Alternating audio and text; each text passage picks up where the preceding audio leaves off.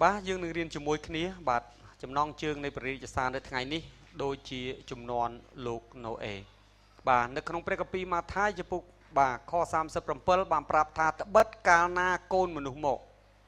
ព្រះចង់ម្ចាស់និយាយកាលណាកូនមនុស្សមកជាលើកទី2បាទព្រះអង្គថាដូចគ្នានឹងជំនាន់លោកណូអេបើយើងចង់ដឹងថាតើពេលណាគឺជាពេលចុងក្រោយស្ដីអំពីការយាងមករបស់ព្រះជាអង្គម្ចាស់បាទតើមានទីសម្គាល់ណាទេបាទស្ដីអំពីការយាងមកព្រះអង្គថានៅពេលដែលសង្គមដូចគ្នានឹងជំនាន់លោកណូអេនោះគឺជាថ្ងៃដែលព្រះគ្រីស្ទត្រូវយាងមកបាទដូច្នេះហើយបានយាងត្រូវការចាំបាច់បាទថាតើជំនាន់លោកណូអេជាជំនាន់បែបណាបាទនៅក្នុងខ38យើងឃើញព្រះអង្គថាម៉េចព្រះអង្គបានពន្យល់ប្រាប់ដល់បាទពួកសិស្សរបស់ផងថាត្បិតនៅគ្រាមុនទឹកជន់លិចបាទទឹកជន់លិចគឺជាថ្ងៃចុងក្រោយនៃបាទពិភពលោកនៃមនុស្សជំនាន់នោះបាទហើយការយាងមករបស់ព្រះជាម្ចាស់ក៏ជាថ្ងៃចុងក្រោយរបស់មនុស្សនៃពិភពលោកជំនាន់នេះដែរប៉ុន្តែរឿងនេះបានកើតឡើងមុនពេលថ្ងៃដែលព្រះចាក់សេចក្តីក្រោធហើយដែលនាំបាទជាមូលហេតុដែលនាំឲ្យព្រះជំនុំជម្រះអាមែនអញ្ចឹងបានព្រះអង្គម្ចាស់មានទូថាត្បិតនៅគ្រាមុនទឹកជន់លិចកាលគេកំពុងតែស៊ីផឹកហើយរៀបការប្រេប្រពន្ធដល់រាបដល់ថ្ងៃដែលលោកណូអេចូលទៅក្នុងទូកធំខ39ត្បិតគេឥតបានដឹងព្រះគម្ពីរបានប្រាប់ថាគេរស់នៅដោយសប្បាយអត់ដឹងអ្វីសោះរហូតតតែទឹកធ្លាក់ចូលឈុលតែម្ដងមែនទេអត់ហើយបើយើងដូចជាមនុស្សទាំងអស់នោះដែលកំពុងតែស៊ីផឹកហើយរៀបការប្តីប្រពន្ធដែលអត់ខ្វល់អ្វីទាំងអស់ដែលអត់សង្កេតមើលអំពីព្រឹត្តិការណ៍ដែលអត់សង្កេតមើលអំពីទីសម្គាល់ទេ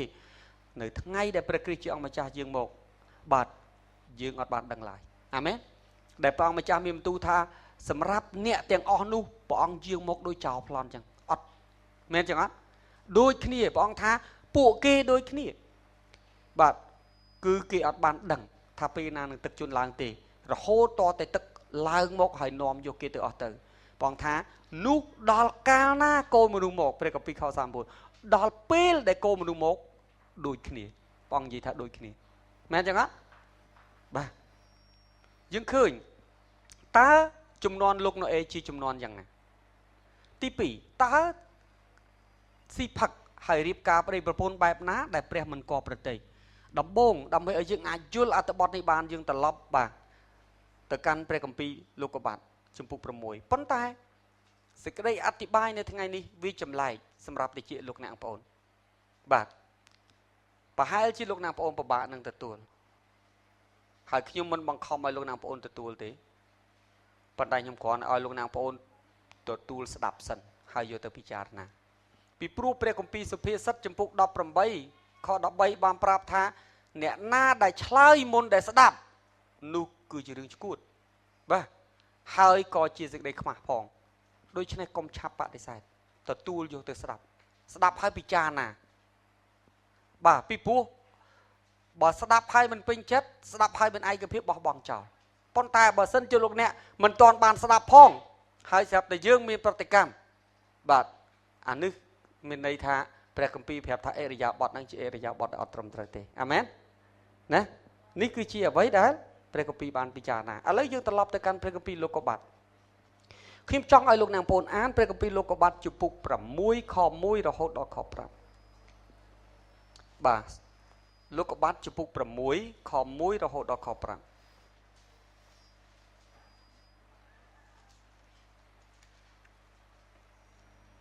បាទយើងអានអត្ថបទនេះជាមួយគ្នានៅក្នុងបាទខ្ញុំអានជូនឲ្យលោកអ្នកបងប្អូនផ្ទៀងបាទនេះគឺជារឿងដើមបាទនៅក្នុងអត្ថបទព្រះគម្ពីររបស់ផងបាទណូអេកាលពួកមនុស្សចាប់តាំងមានគ្នាច្រើននៅផែនដីហើយបង្កើតបានកូនស្រីនោះពួកកូនប្រុសរបស់ព្រះគេឃើញកូនស្រីរបស់មនុស្សថាជាស្រស់ល្អក៏យកធ្វើជាប្រពន្ធតាមតែចិត្តគេទៅ ព្រះយេហូវ៉ាទ្រង់មានបន្ទូលថាវិញ្ញាណអញនឹងមិនតវ៉ានឹងមនុស្សជាដរាបទេពីព្រោះគេជាសាច់ឈាមប៉ុណ្ណោះអាយុគេនឹងបានត្រឹមតែ120ឆ្នាំវិញនៅចំនួននោះមានមនុស្សរូបធំសម្បើមនៅផែនដីក្រោយនោះមកកាលពួកកូនប្រុសរបស់ព្រះបានចូលទៅឯកូនស្រីរបស់មនុស្សហើយនាងទាំងនោះបានបង្កើតកូនឲ្យគេនោះបានជាមនុស្សខ្លាំងពូកែដែលរស់នៅកាលពីដើមជាមនុស្សដែលមានឈ្មោះល្បីខ5ព្រះយេហូវ៉ាទ្រង់ឃើញថាការអាក្រក់របស់មនុស្សបានចម្រើនឡើងនៅលើផែនដីហើយអស់ទាំងគំនិតក្នុងចិត្តគេសុទ្ធតែអាក្រក់ជានិច្ចដូច្នេះសូមអានបន្តទៅខ6ព្រះយេហូវ៉ាទ្រង់ស្ដាយដោយបានបង្កើតមនុស្សមកនៅលើផែនដីហើយទ្រង់មានព្រះハរតីព្រួយរួចព្រះយេហូវ៉ាទ្រង់មានបន្ទូលថាអញនឹងលុបមនុស្សដែលអញបានបង្កើតមកឲ្យសូន្យបាត់ពីផែនដីចាប់តាំងពីមនុស្សរហូតដល់សត្វជើង4សត្វលូនវាហើយសត្វហើរលើអាកាសផងត្បិតអញស្ដាយដែលបានបង្កើតគេបាទប៉ុន្តែណូអេបានប្រកបដោយព្រះគុណនៅចំពោះព្រះយេហូវ៉ាវិញបាទខ្ញុំអានបន្តទៅបន្តិចទៀតនេះជាពងសាវតាណូអេគាត់ជាមនុស្សសុចរិតហើយគ្រប់លក្ខនៅក្នុងដំណរវងខ្លួនគាត់ក៏ដើរជាមួយនឹងព្រះហើយបង្កើតបានកូនប្រុស3គឺសឹម1ហាំ1និងយ៉ាផែត1ឯផែនដីបានខូចអាក្រក់នៅចំពោះព្រះក៏មានពេញជាសេចក្តីកាចសាហាវផងហើយព្រះទ្រង់ទតមើលផែនដីឃើញថាអាក្រក់ដូច្នេះត្បិតគ្រប់ទាំងសាច់បានបង្ខូចផ្លូវខ្លួននៅផែនដីហើយសូមចាំពាក្យនេះទុកខ10ព្រះខ12ព្រះគម្ពីរអំប្រាត្បិតគ្រប់ទាំងសាច់តើសាច់អីខ្លះបាទចម្លើយគឺនៅក្នុងខ7សាច់អីខ្លះបាទគឺមនុស្សសត្វជើង4សត្វលូនវានិងសត្វហើរលើអាកាសមិនមែនតែមនុស្សទេធ្វើបាបគ្រប់ទាំងជីវិតដែលដកដង្ហើមគឺធ្វើបាបទាំងអស់កត់ទុកបាទអញ្ចឹងហើយបានជាព្រះជាអង្គម្ចាស់ទ្រង់បានមានបន្ទូលតមកទៀតបាទយើងឃើញបាទ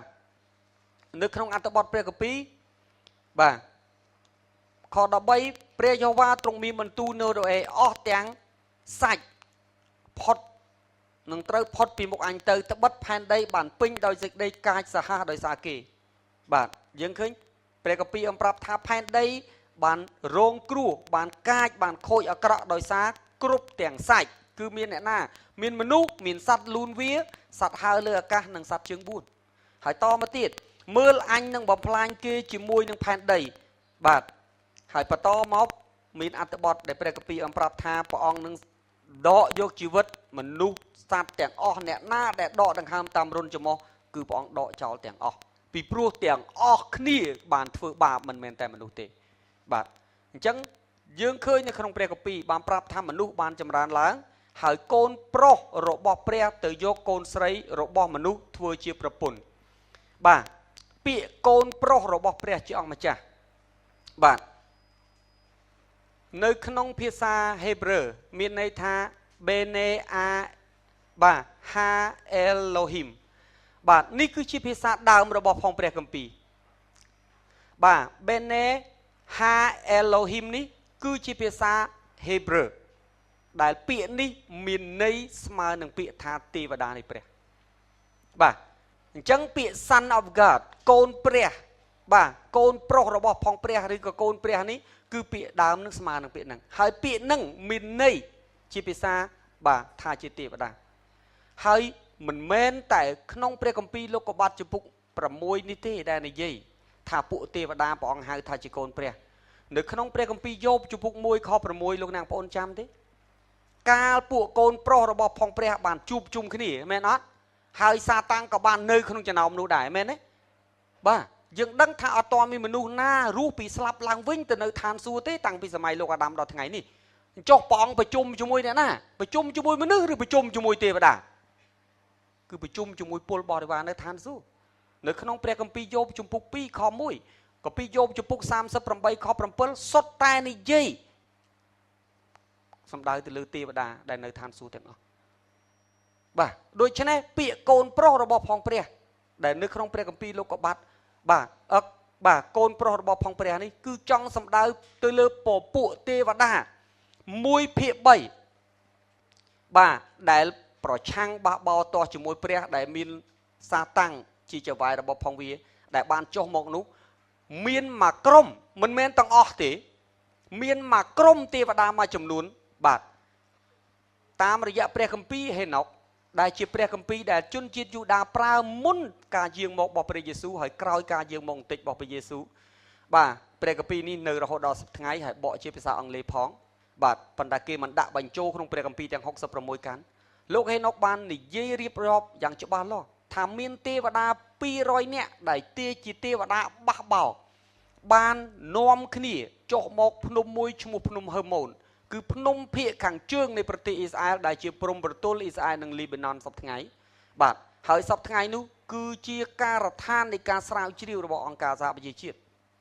ដោយសម្ងាត់នៅលើភ្នំនោះបាទភ្នំហឺម៉ូននោះឯងមានទេវតាសាតាំង200នាក់បានចុះមកយកកូនស្រីបាទដើម្បីនឹងធ្វើជាប្រពន្ធហើយមេដឹកនាំរបស់ផងទេវតានោះឈ្មោះបែលសាសាលោកនាងប្អូនចាំទេបែលសាសាជាឈ្មោះអ្វីលោកនាងប្អូនចាំ The Days of Atonement ទេបុណ្យបញ្ឈឺចិត្តដែលខ្ញុំធ្លាប់អធិប្បាយទេនៅថ្ងៃបុណ្យបញ្ឈឺចិត្តគេបានយកពពែ2មកដាក់ហើយសង់បានចាប់ផ្ដើមដាក់ដៃអធិដ្ឋានដើម្បីផ្ទេរអំពើបាបហើយក៏ចាប់ឆ្នោតមួយយកទៅសម្លាប់ហើយមួយបំបោះបង់ចោលពពែដែលគេបំបោះបង់ចោលនោះគឺឈ្មោះបែលសាសាខ្ញុំធ្លាប់អធិប្បាយមែនទេបាទបែលដូចគ្នានឹងឈ្មោះទេវតាដែលដឹកនាំក្រុមទេវតា200នាក់ខ្ញុំបញ្ជាក់ម្ដងទៀតមិនមែនទេវតាដែលបះបោ1/3ទាំងអស់មករៀបការជាមួយមនុស្សទេពីហេណុកបាននិយាយថាមានប្រមាណជា200នាក់ដែលមករៀបការនៅលើភ្នំហឺម៉ូនហ្នឹងហើយពួកគេបាទដូច្នេះខ្ញុំនឹងបន្តទៅទៀតនៅក្នុងព្រះគម្ពីរលូកាចំពុក20ខ36ក៏និយាយអំពីទេវតាដូចគ្នាហើយនៅក្នុងសៀវភៅរបស់អេណុកហេណុកនេះគឺជាអ្នកដែលព្រះទ្រង់បានលើកឡើងទៅឋានសួគ៌នៅពេលដែលគាត់មានអាយុ350ឆ្នាំនៅលើផែនដីមែនទេអត់បាទយើងអានហេណុកប៉ុន្តែនៅក្នុងភាសាអង់គ្លេសគេអាន Enoch បាទហើយនៅ Septuagint នៅ Septuagint នេះគឺជាព្រះគម្ពីរសញ្ញាចាស់ដែលគេបានបកជាភាសាក្រិកមុនបាទគ្រិស្តសករាជបាទ Septuagint នេះខ្ញុំដាក់អក្សរ L គឺអក្សរ50លេខរ៉ូម៉ាំង x1 គឺ10អក្សរមានន័យថាលេខ10អញ្ចឹង L xx មានន័យថា70បាទSeptuagint មានន័យថា70ពីព្រោះគេមានអ្នកប្រាជ្ញក្រិច70នាក់អង្គុយបកប្រែព្រះគម្ពីរហ្នឹងហើយគេហៅគម្ពីរហ្នឹងថា Septuagint នៅក្នុងព្រះគម្ពីរហ្នឹងក៏គេនិយាយអំដូចគ្នាថា Son of God គឺជាទេវតាយើងនិយាយដោយមានឯកសារណាកាលណានិយាយអំពីទេវតាគឺនិយាយអីគេហៅ direct creation of God មានន័យថាសំដៅទៅលើស្នាមព្រះហស្ថដែលព្រះបង្កើតផ្ទាល់ហើយព្រះបង្កើតផ្ទាល់គឺមានតែ2ទេទី1គឺលោកអាដាមយើងជាស្នាមព្រះហស្ថព្រះអង្គប៉ុន្តែ indirect creation អត់បង្កើតផ្ទាល់ទេពីព្រោះព្រះអង្គបង្កើតអាដាមបង្កើតនាងអេវ៉ាហើយព្រះអង្គឲ្យលោកអាដាមនិងនាងអេវ៉ាបាទមានលទ្ធភាពអាចបង្កើតកូនពីព្រោះព្រះអង្គដាក់ឲ្យលោកមានពូជហើយយើងកើតតពីលោកមកមែនចឹងអត់គេហៅ indirect គឺអត់ផ្ទាល់ទេប៉ុន្តែអ្នកណាដែលព្រះអង្គបង្កើតផ្ទាល់គឺអាដាមមែនចឹងអត់អ្នកណាដែលព្រះបង្កើតផ្ទាល់គឺពួកទេវតាដូច្នេះហើយបាទនេះគឺជាអ្វីដែលខ្ញុំចង់និយាយអំពីកូនរបស់ព្រះជាម្ចាស់បាទនេះគឺជារូបភាពលោកអ្នកបងប្អូនឃើញនៅក្នុងគ្រប់ទាំងព្រះវិហារកាតូលិកនៅក្នុងគ្រប់ទាំងវ៉ាទីកង់នៅក្នុងរូបនៅក្នុងគ្រប់ទាំងរចនាបថដែលគេឆ្លាក់ដាក់នៅតាមសួនច្បារដាក់ជាពិសេសនៅយុរ៉ុប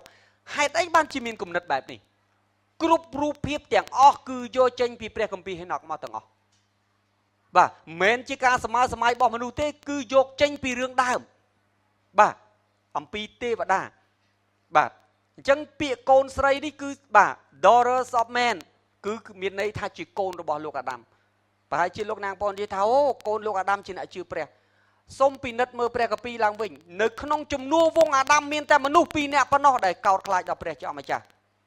បាទបន្ទាប់ពីអាដាមទី1គឺលោកហេណុកដែលត្រូវបានព្រះលើកឡើងទៅឋានសួគ៌បន្ទាប់ពីគាត់បម្រើព្រះ300ឆ្នាំហើយមនុស្សទី2គឺណូអេក្រៅពីនោះអត់មានអ្នកជឿព្រះទេ យើងមើលក្នុងអត្ថបទព្រះគម្ពីរមែនទេនេះគឺជារឿងពិតប្រាកដលោកអ្នកបងប្អូនបើមានលោកអ្នកបងប្អូនបង្ហាញខ្ញុំផងពីព្រោះខ្ញុំស្រាវជ្រាវរឿងនេះបាទខ្ញុំដឹងរឿងនេះខ្ញុំឮខ្ញុំរៀន20ឆ្នាំហើយចុងក្រោយខ្ញុំស្រាវជ្រាវពេញ1ឆ្នាំខ្ញុំមានឯកសារឡើងជិត 500G ហើយជាមួយគ្នានៅក្នុងសប្តាហ៍នេះមុនពេលខ្ញុំសម្រេចចិត្តខ្ញុំចំណាយមួយថ្ងៃ5ម៉ោងអស់5ថ្ងៃទៀតបាទដើម្បីរៀបចំបើអត់ច្បាស់ខ្ញុំអត់និយាយទេរហូតតតែខ្ញុំមានឯកសារមានភស្តុតាងច្បាស់លាស់ទើបខ្ញុំយកមកបញ្យល់ពីព្រោះបើខ្ញុំមិនប្រាប់លោកអ្នកបងប្អូនក្នុងពេលនេះទេលោកអ្នកបងប្អូននឹងមិនដឹងថាតើជំនាន់ណូអេមានន័យយ៉ាងម៉េចសូម្បីតែសាលាព្រះគម្ពីរជាន់ខ្ពស់ក៏គេមិននិយាយផងពីព្រោះនេះជារឿងរសើបអត់ប្រជាប្រិយដូច្នេះគេអត់និយាយទេប៉ុន្តែនៅថ្ងៃនេះបាទទោះបើចម្លែកបន្តិចខ្ញុំលើកទឹកចិត្តដល់អ្នកបងប្អូនស្ដាប់រហូតដល់ចប់ហើយអធិដ្ឋានពីព្រោះខ្ញុំមានវិញ្ញាណព្រះលោកអ្នកបងប្អូនមានវិញ្ញាណព្រះបើលោកអ្នកមានវិញ្ញាណព្រះព្រះនឹងឲ្យចម្លើយថាតើមួយណាត្រូវមួយណាខុសបាទអញ្ចឹងនៅក្នុងព្រះគម្ពីរលោកុបាទលោកអ្នកបងប្អូនចាំនៅក្នុងខ4ប្រាប់ថានៅជំនាន់នោះជំនាន់ណាជំនាន់លោកណូអេជំនាន់មុនពេលដែលទឹកជន់លិចព្រះគម្ពីរបានប្រាប់ថាមានមនុស្សរូបធំសម្បើមតើមានអ្នកណានិយាយពីមនុស្សនេះទេនៅលើផែនដីក្រោយនោះមកកាលពួកកូនប្រុសរបស់ព្រះបានចូលទៅឯកូនស្រីរបស់មនុស្សហើយនាងទាំងនោះបានបង្កើតកូនឲ្យគេនោះបានជាមនុស្សខ្លាំងពូកែដែលរស់នៅកាលពីដើមជាមនុស្សមានឈ្មោះល្បីឥឡូវសូមមើលភាសាអង់គ្លេសថាតើមនុស្សដែលមានរូបធំសម្បើមនេះឈ្មោះដើមជាឈ្មោះអីពីព្រោះភាសាដើមគឺជាភាសា Hebrew ភាសាអ៊ីស្រាអែលដូច្នេះទៅត្រឡប់ទៅកាន់ពាក្យដើមហើយសិក្សាពីពាក្យនេះឡើងវិញបាទនៅក្នុងភាសាអង់គ្លេសពាក្យមនុស្សធំសម្បើមគឺមានន័យថាជា Nephthalim នេះគឺជាពាក្យដើមរបស់គេបាទឥឡូវយើងមើលនៅក្នុងបាទ Nephthalim គឺមានន័យចេះ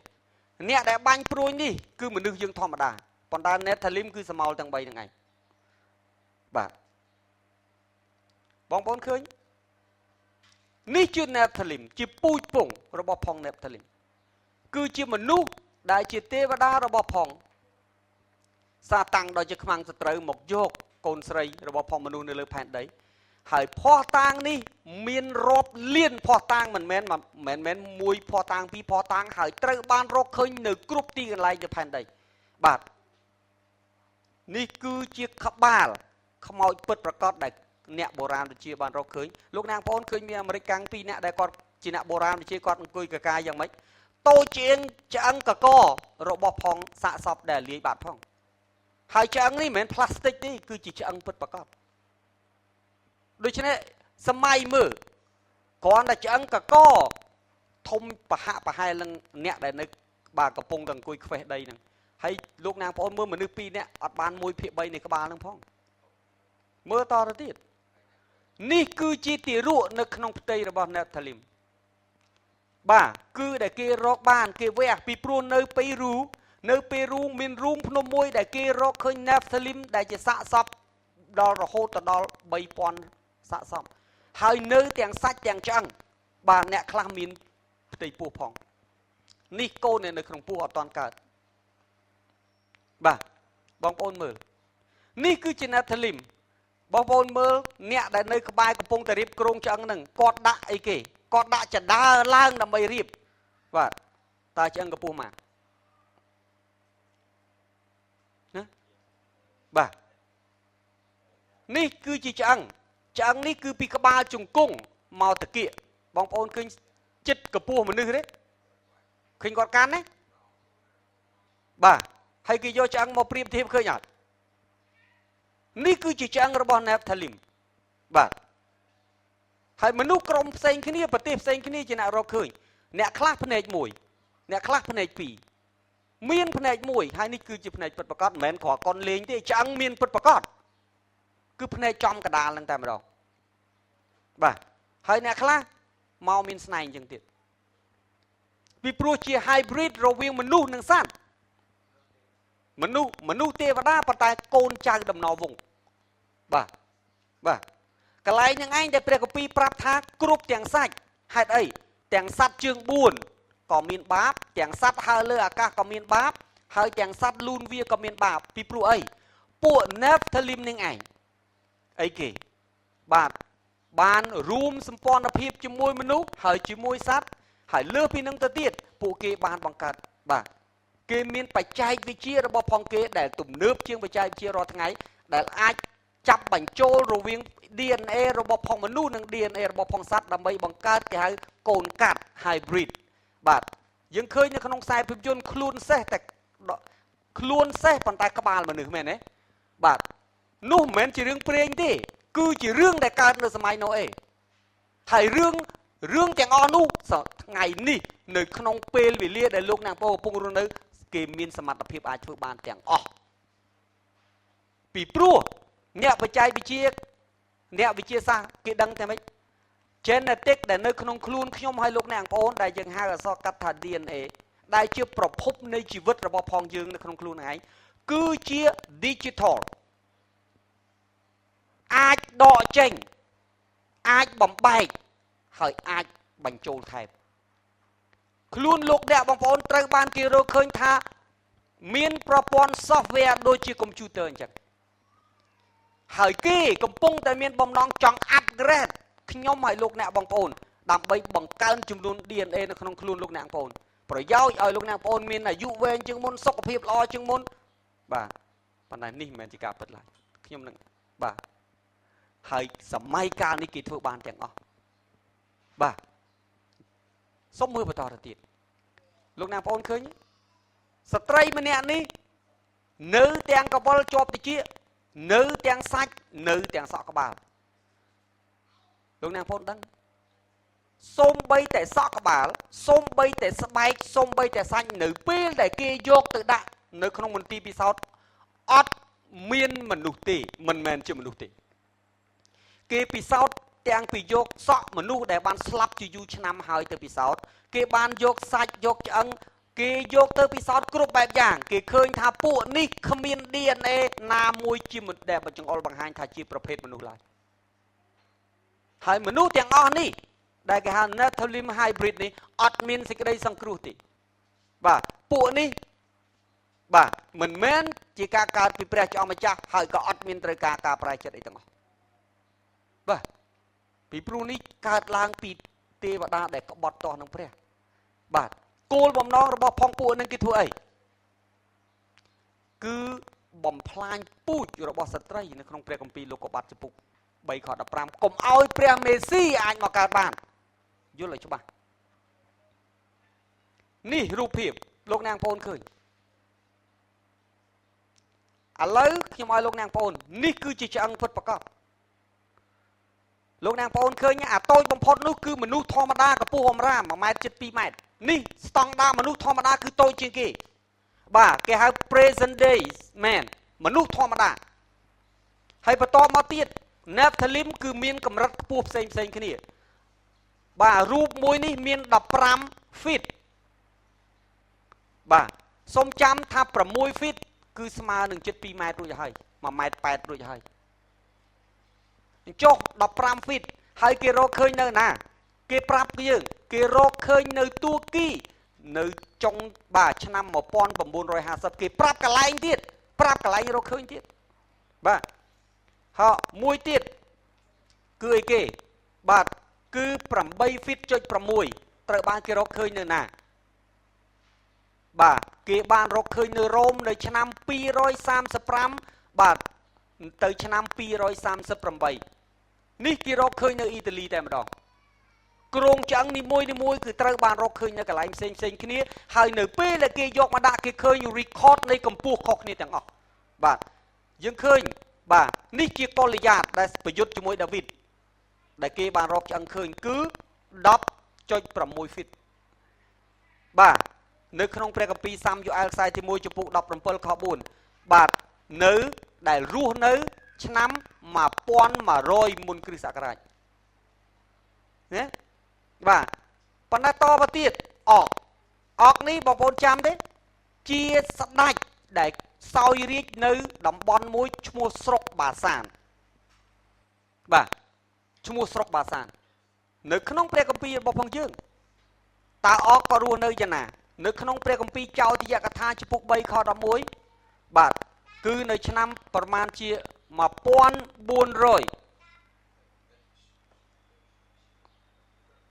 ឆ្នាំ1000បាទ400បាទមុនព្រះយេស៊ូវប្រសូតគឺអកគឺសម័យអីគេគាត់រស់នៅក្នុងសម័យយូស្វេបាទនេះគឺជាគ្រោងឆ្អឹងរបស់គាត់គឺជាមនុស្សដែលរស់ទឹកដីកាណាន់ដែលប្រឈមមុខប្រយុទ្ធផ្ទាល់ជាមួយនឹងយូស្វេ12 feet បាទឥឡូវយើងមើលម្នាក់ទៀតបាទគឺ19 feet ចុច6គេរកឃើញនៅឆ្នាំ1577បាទនៅណាបាទសវាបាទនៅក្នុងនៅក្រោមដើមឈើមួយបាទដឹងនៅកន្លែងណាទេពីពួកអីអសវាងព្រិលបាទមួយទៀតគឺ23 feet ត្រូវបានរកឃើញនៅឆ្នាំ1456បាទផងដែរនៅប្រទេសបារាំងបាទនៅប្រទេសបារាំង France រូបមួយទៀតគឺរកឃើញនៅឆ្នាំ1613បាទគឺ25 feet ចុច6ត្រូវបានរកឃើញនៅប្រទេសបារាំងដូចគ្នារូបចុងក្រោយគឺរកឃើញនៅឆ្នាំ650ទៅឆ្នាំ640 650គឺមនុស្សគ្នារស់ក្នុងសម័យកាលនោះចន្លោះពីឆ្នាំ650មុនព្រះយេស៊ូវប្រសូតទៅឆ្នាំប្រមាណជា620ក្រោយព្រះយេស៊ូវប្រសូតរូបនេះបាទរកឃើញមានឈ្មោះខ្លះខ្ញុំអត់សូវស្គាល់ទេបាទនេះគឺជាឈ្មោះបើលោកអ្នកបងប្អូនយក36 feet ទៅចែកនឹងបាទជាសង់ទីម៉ែត្រខ្ញុំឲ្យកោចនាចែកកាលពីថ្ងៃពហុប្រហែលជាជិត12ម៉ែត្រកម្ពស់ជិត12ម៉ែត្រ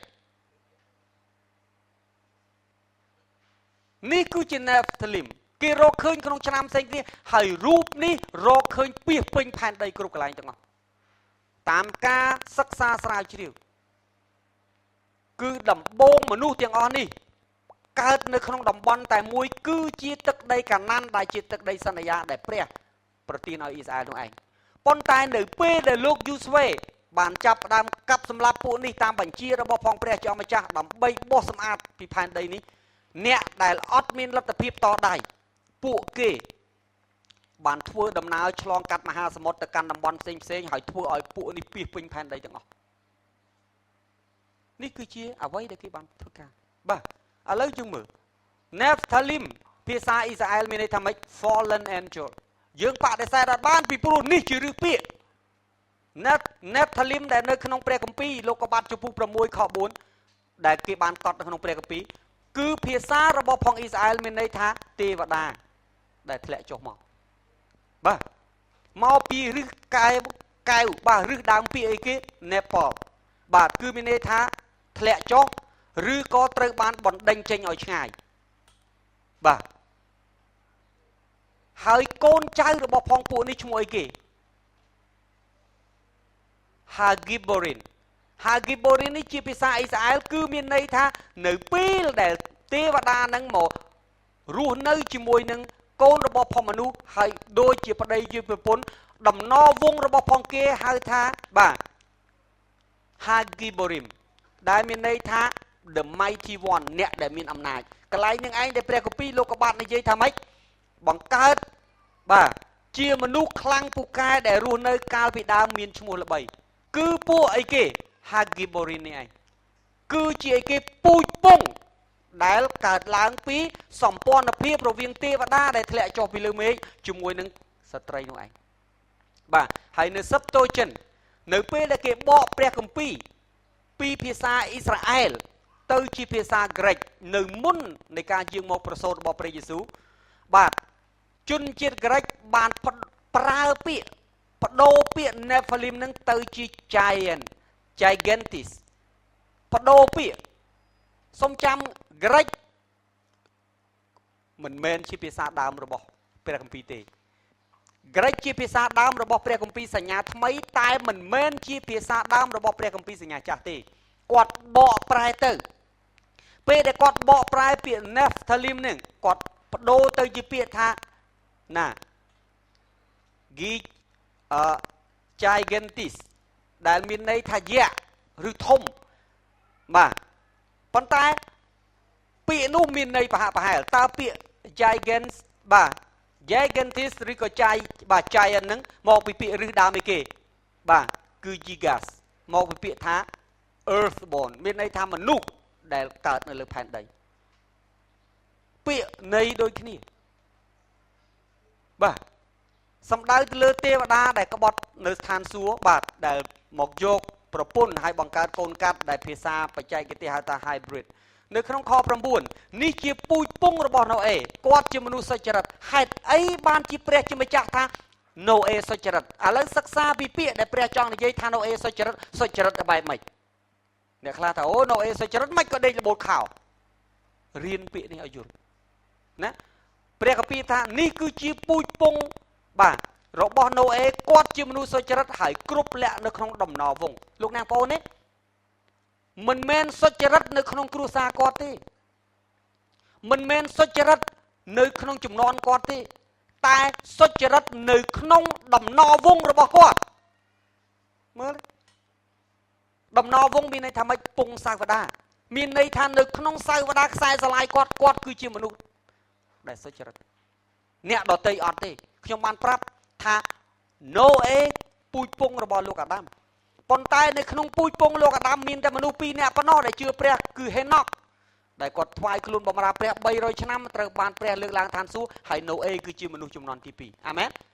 អញ្ចឹងមនុស្សនៅចន្លោះទាំងអស់នេះបាទដែលជាពូជពងអាដាមសុទ្ធតែប្រឡូកជាមួយនឹងការអាក្រក់ដែលកើតឡើងដូចជាជំនាន់ណូអេដែរបាទហើយពួកគេបានធ្វើអីពួកគេមិនមែនគ្រាន់តែអីគេពួកគេមិនមែនគ្រាន់តែបាទបង្កើតមនុស្សមួយដែលកូនកាត់ទេវតាប៉ុណ្ណោះទេប៉ុន្តែគេប្រើបច្ចេកវិទ្យាបាទរបស់ផងពួកទេវតាពីព្រោះពួកនេះជាពួកទេវតាដែលមកពីព្រះគេប្រើបច្ចេកវិទ្យារបស់ផងគេដើម្បីអីគេបង្កើតកូនកាត់សត្វគ្រប់ប្រភេទ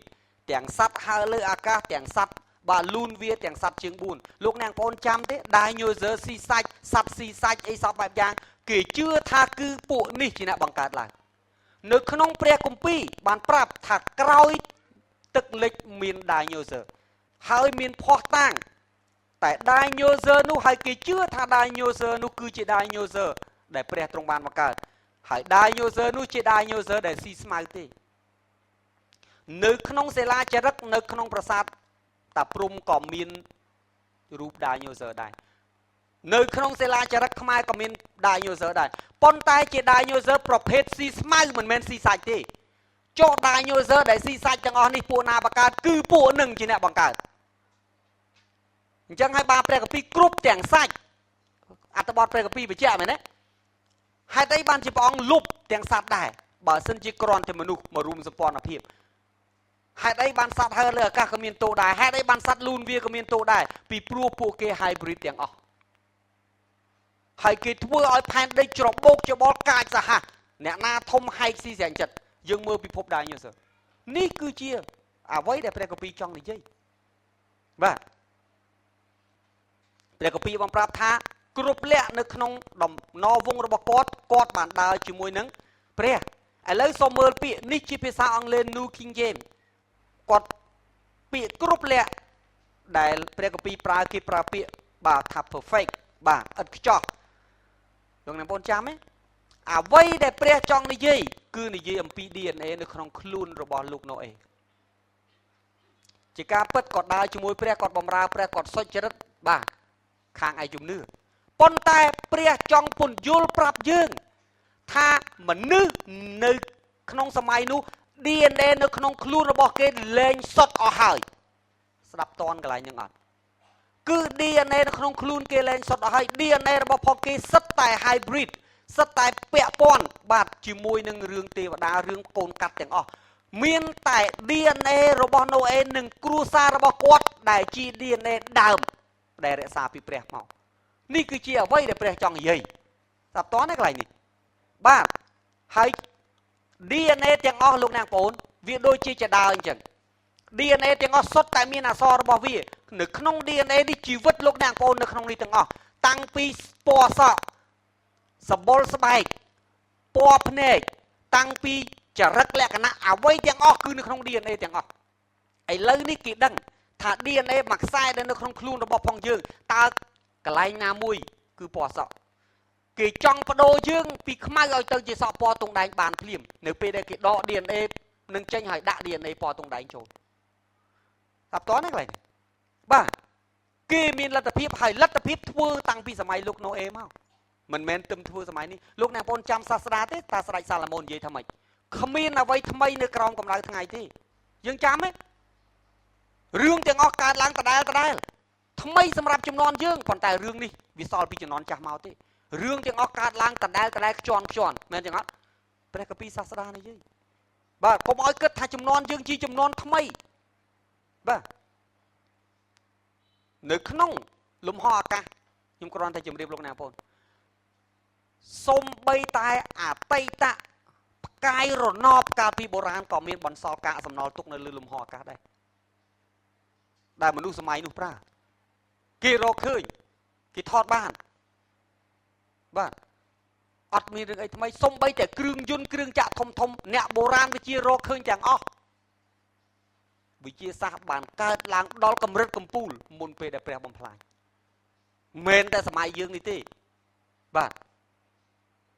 សូមមើលតទៅទៀតនេះគឺជា DNA ដូចជាចដាអញ្ចឹងហើយនេះគឺជាមេជីវិតលោកអ្នកបងប្អូននៅក្នុងខ្លួនលោកអ្នកបងប្អូនទាំងអស់មនុស្សណាទាំងអស់ទាំងសត្វទាំងមនុស្សឲ្យតែមានដង្ហើមតាមរុនច្រមុះសុទ្ធតែមាន DNA ទាំងអស់ហើយ DNA នេះឯងបាទដែលពួកទេវតានោះឯងបានធ្វើឲ្យអីគេច្របូកច្បល់ហេតុអីនៅក្នុងព្រះគម្ពីរលោកុបាទចំពុក3ខ15គឺទំនាស់រវាងពូជពីរគឺពូជរបស់សាតាំងនិងពូជរបស់នាងអេវ៉ាអាមែនដែលជាពូជរបស់ព្រះមេស៊ីមានកាយកើតឡើងបើសិនជាសាតាំងចាប់ផ្ដើមធ្វើឲ្យ DNA នៅក្នុងខ្លួនមនុស្សទាំងអស់បាទលែងមានលក្ខណៈដើមមានន័យថាផែនការនៃការយើងមកប្រសូតរបស់ព្រះមេស៊ីត្រូវបរាជ័យពីព្រោះអត់មាន DNA ណាដែលជា DNA ដើមទេអាមែនប៉ុន្តែនេះបាទសូមមើលតទៅទៀតបាទពាក្យ perfect ភាសាហេប្រឺមានន័យថាម៉េចបាទតាមីមបាទគឺចង់សំដៅទៅលើម៉េចភាសាហេប្រឺដែលពាក្យ perfect ហ្នឹងមានន័យថាមីមហ្នឹងមានន័យថាម៉េចបាទ without blemish អត់មានកន្លែងបន្ទោសបាន sound មានន័យថាគេឈ្មោះល្អ healthful មានន័យថាមានសុខភាពល្អ DNA ដែលមានសុខភាពល្អបាទ without spot អត់មានស្លាកស្នាម unimpaired អត់យកអ្វីមកបដូរបានទេល្អឥតខ្ចោះតាមបានណាកន្លែងនេះបាទគឺចង់សំដៅទៅលើអីគេ DNA របស់លោកណូអេគឺនៅរក្សាភាពដើមដូចជាអ្វីដែលព្រះបានបង្កើតអត់មានអ្នកណាទៅប៉ះពាល់គាត់ទេ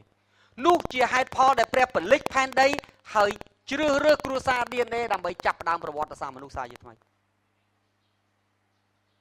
បាទពីព្រោះសាតាំងព្យាយាមដើម្បីបំផ្លាញពូជរបស់នាងអីវ៉ាហើយនេះគឺជាសង្គ្រាមអាមែនមិនមែនទេសូមមើលតទៅទៀតនេះគឺជា DNA បាទជាគេហៅថារូបភាពពី DNA នៅក្នុងខ្លួនរបស់លោកអ្នកបងប្អូនគឺដូចជាចដើអញ្ចឹងឯងបាទដែលអានេះគេលាតឲ្យត្រង់បាទហើយឥឡូវនេះគេអាចបំបែកបានបាទនេះគឺជាការបំបែកវិទ្យាសាស្ត្រសពថ្ងៃមានលទ្ធភាពអាចបំបែក DNA នៅក្នុងខ្លួនគ្រប់ទាំងមនុស្សសត្វទាំងអស់បំបែកចោលពាក់កណ្ដាលហើយបន្ទាប់មកគេយក DNA អ្វីផ្សេងយកមកផ្គុំបញ្ចូលគ្នានេះគឺជាការផ្គុំ DNA ឡើងវិញសម័យនេះធ្វើបានទាំងអស់ដើម្បីបង្កើតអីគេទាហាន hybrid ដើម្បីបង្កើតមនុស្ស hybrid ហើយគេថាពួកនេះមានប្រាជ្ញាពួកនេះមានកម្លាំងរឹងមាំពួកនេះមានអាយុវែងហើយសម័យនេះគេព្យាយាមអស់ពីចិត្តបាទគ្រប់ប្រទេសទាំងអស់ជាពិសេសប្រទេសមហាអំណាចគេព្យាយាមធ្វើរឿងនេះដើម្បីអីគេហើយព្រះជាម្ចាស់មានបន្ទូលថាគេនឹងធ្វើបានសម្រេចពីព្រោះហេតុអីពីព្រោះថ្ងៃដែលព្រះយាងមកដូចជាជំនន់របស់ណូអេឥឡូវគេធ្វើបានអស់ហើយលោកអ្នកបងប្អូនឃើញប្រហែលអ្នកស្គាល់ បាទរូបភាពនេះបាទគេហៅថា skull and bone រូបភាពនេះគឺរូបភាពដើមគឺបាទនៅក្នុងសាកលវិទ្យាល័យមួយដ៏ល្បីបាទរបស់សហរដ្ឋអាមេរិកបាទគឺជាសាកលវិទ្យាល័យដែលភាគច្រើនសិតតែអ្នកល្បីដូចជា Zuckerberg បាទដូចជាដែលនាយក Facebook បាទដូចជាអ្នកល្បីផ្សេងទៀតបាទចេញមកបាទគឺសាកលវិទ្យាល័យ Harvard ហើយក្បាលខ្មោចនេះគឺជាមេកុលសម្ព័ន្ធរបស់បាទឥណ្ឌានដែលនៅសហរដ្ឋអាមេរិកបាទដែលពួក Freemason ពួក Illuminati បានទៅគាស់ភ្នោហើយយកក្បាលខ្មោចហ្នឹងមកលោកអ្នកបងចាំទេហេតុអីបានជាចំនួននេះគេហៅចំនួន Generation X អាចប្រាប់ខ្ញុំបានទេ X មកពីពាក្យអី symbolic space តើគេចង់និយាយពីអីលោកអ្នកបងឃើញក្បាលខ្មោចនេះបាទខ្វែងទៅចឹងខ្មោច2ទេតាមពិតមិនមែនចឹងខ្មោចទេ X ហើយ322មានន័យថាម៉េចនេះគឺជាគម្រោងការដ៏អាក្រក់របស់ One World Government ហេតុអីពីព្រោះលេខនេះគេ twist លេខមែនតែនគឺ2បាទលេខមែនតែនគឺអីគេ223មិនមែន323ទេគឺមានន័យថា2គឺតំណាងឲ្យបុរសបាទ DNA បុរស DNA ស្ត្រី DNA នៅក្នុងខ្លួនខ្ញុំហើយ DNA នៅក្នុងខ្លួនលោកអ្នកបងប្អូនគឺមានតែ46ក្រូម៉ូសូមទេស្ដាប់ឲ្យតាន់46ក្រូម៉ូសូមគឺបាន23ពីក្រូម៉ូសូមម្ដាយ23ពីក្រូម៉ូសូមឪពុកសរុបគឺមាន46ស្ដាប់តាន់ទេកន្លែងនេះបាទនៅពេលដែលយើងយកគុណយើងយក2គុណនឹង23គឺស្មើនឹង46គឺជាចំនួនក្រូម៉ូសូមនៅក្នុងខ្លួនរបស់យើងប៉ុន្តែគេចង់ upgrade មនុស្សដើម្បីឲ្យចំនួនក្រូម៉ូសូមឡើងចំនួនបាទដើម្បីធ្វើឲ្យមនុស្សមានអាយុវែងដើម្បីធ្វើឲ្យមនុស្សមានមាឌធំធ្វើឲ្យមនុស្សមានសុខភាពល្អបាទធ្វើឲ្យគេទៅជាទាហានដ៏អស្ចារ្យដូច្នេះហើយបានជា One World Government Freemason Illuminati គេចង់ធ្វើអីបាទគេចង់ upgrade DNA ដែលនៅក្នុងខ្លួនមនុស្សក្រូម៉ូសូមហ្នឹងពី46ទៅ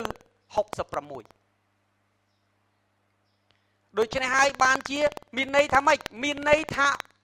3គុណនឹង22ហើយនេះជាលេខកូដរបស់ផងគេដែលគេអត់មាននិយាយអ្វីទាំងអស់ប៉ុន្តែជាផែនការមេរបស់គេស្គាល់ឲ្យច្បាស់បាទតើ upgrade តាមរយៈអី chip នេះឯងនេះជា chip RFID R មកពាក្យ stand for radio F មកពាក្យ frequency I មកពាក្យ identification D card radio frequency identification card នេះគឺជាអត្តសញ្ញាណប័ណ្ណរបស់ពលរដ្ឋ One World Government ថ្ងៃក្រោយលោកលេងមកលោកអ្នកបងប្អូនលេងកាន់អ្វីទៀតហើយ license បើកឡានក៏លេងកាន់បាទ bank ក៏លេងកាន់កាតធនាគារក៏លេងកាន់អត្តសញ្ញាណប័ណ្ណក៏លេងមានពីព្រោះទាំងអស់គេបញ្ចូលនៅក្នុង chip computer នេះទាំងអស់ហើយ chip computer នេះអាចគ្រប់គ្រងលោកអ្នកបងប្អូនមានលទ្ធភាពអាចវិភាគការគិតលោកអ្នកបងប្អូនសំបីតែមិនទាន់និយាយចេញពាក្យគេគិតតាមរយៈរលកសំឡេងនៃការគិតរបស់ខួរក្បាលគេគិតតាមរយៈអីគេអាចបដូរនិស្ស័យយើងពី slot ទៅជាកាចពីស្ដាប់បង្គាប់ទៅជាពីមិនស្ដាប់បង្គាប់ទៅជាស្ដាប់បង្គាប់គេអាច upgrade software នៅក្នុងខ្លួនលោកអ្នកបងប្អូនយល់ឲ្យច្បាស់តាមរយៈនេះគេអាច upgrade ពី computer direct ចូលមកក្នុង chip computer នេះហើយ chromosome នៅក្នុងខ្លួនលោកអ្នកបងប្អូននឹងឡើងចំនួនស្គាល់ឲ្យច្បាស់បាទ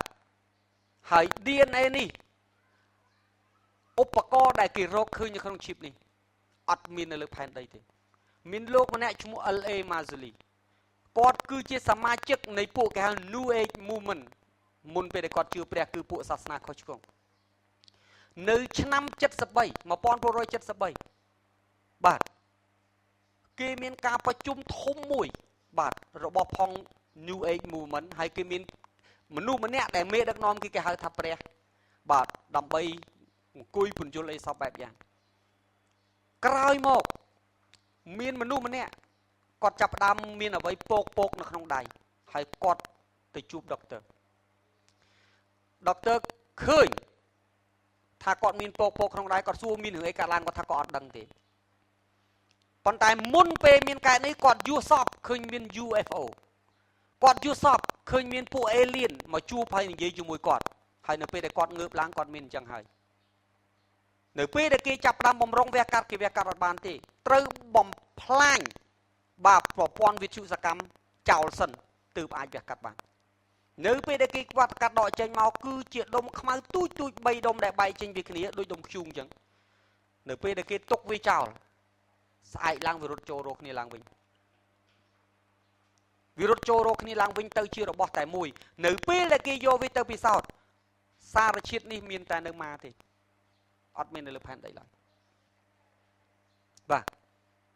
ហើយនៅឆ្នាំ70នៅក្នុងពេលដែលកុំព្យូទ័រទើបតែចាប់ផ្ដើមមានវត្តមាននៅក្នុងពិភពលោកណាងបងដឹងទេលបឿនឈីបនៅក្នុង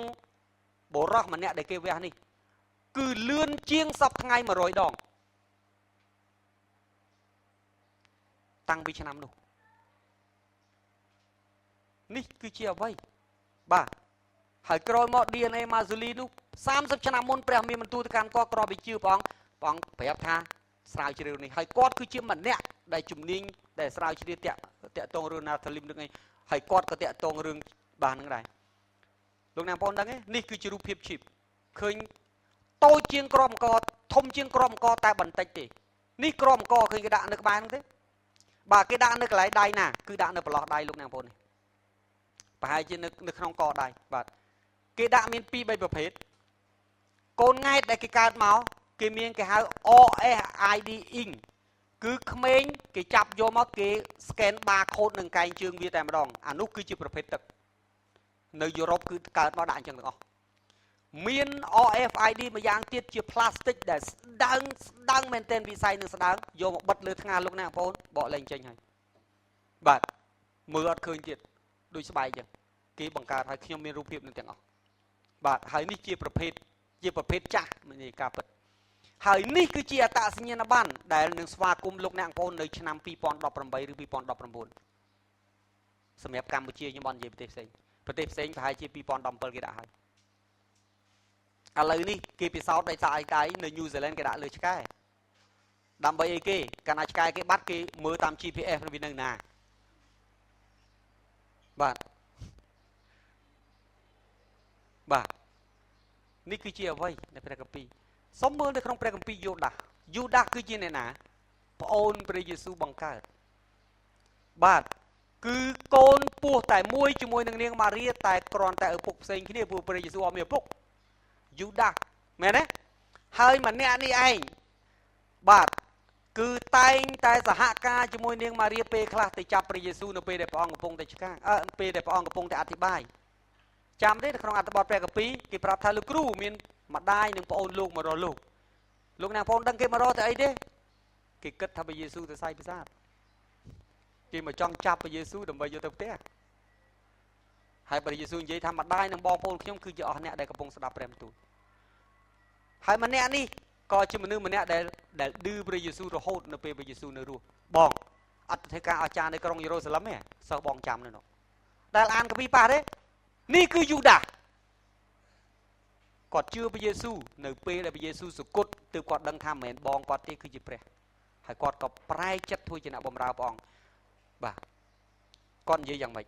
យូដាសមានតែមួយចំពុកគត់អត់មានខទេមានតែខអត់មានចំពុកទេយូដាសនិយាយយ៉ាងម៉េចតាក់ទងទៅនឹងរឿងបាទទេវតាដែលធ្លាក់ទៅលើមេឃដែលមកយកកូនមនុស្សលោកបាននិយាយនៅក្នុងខ6ថាទោះទាំងពួកទេវតា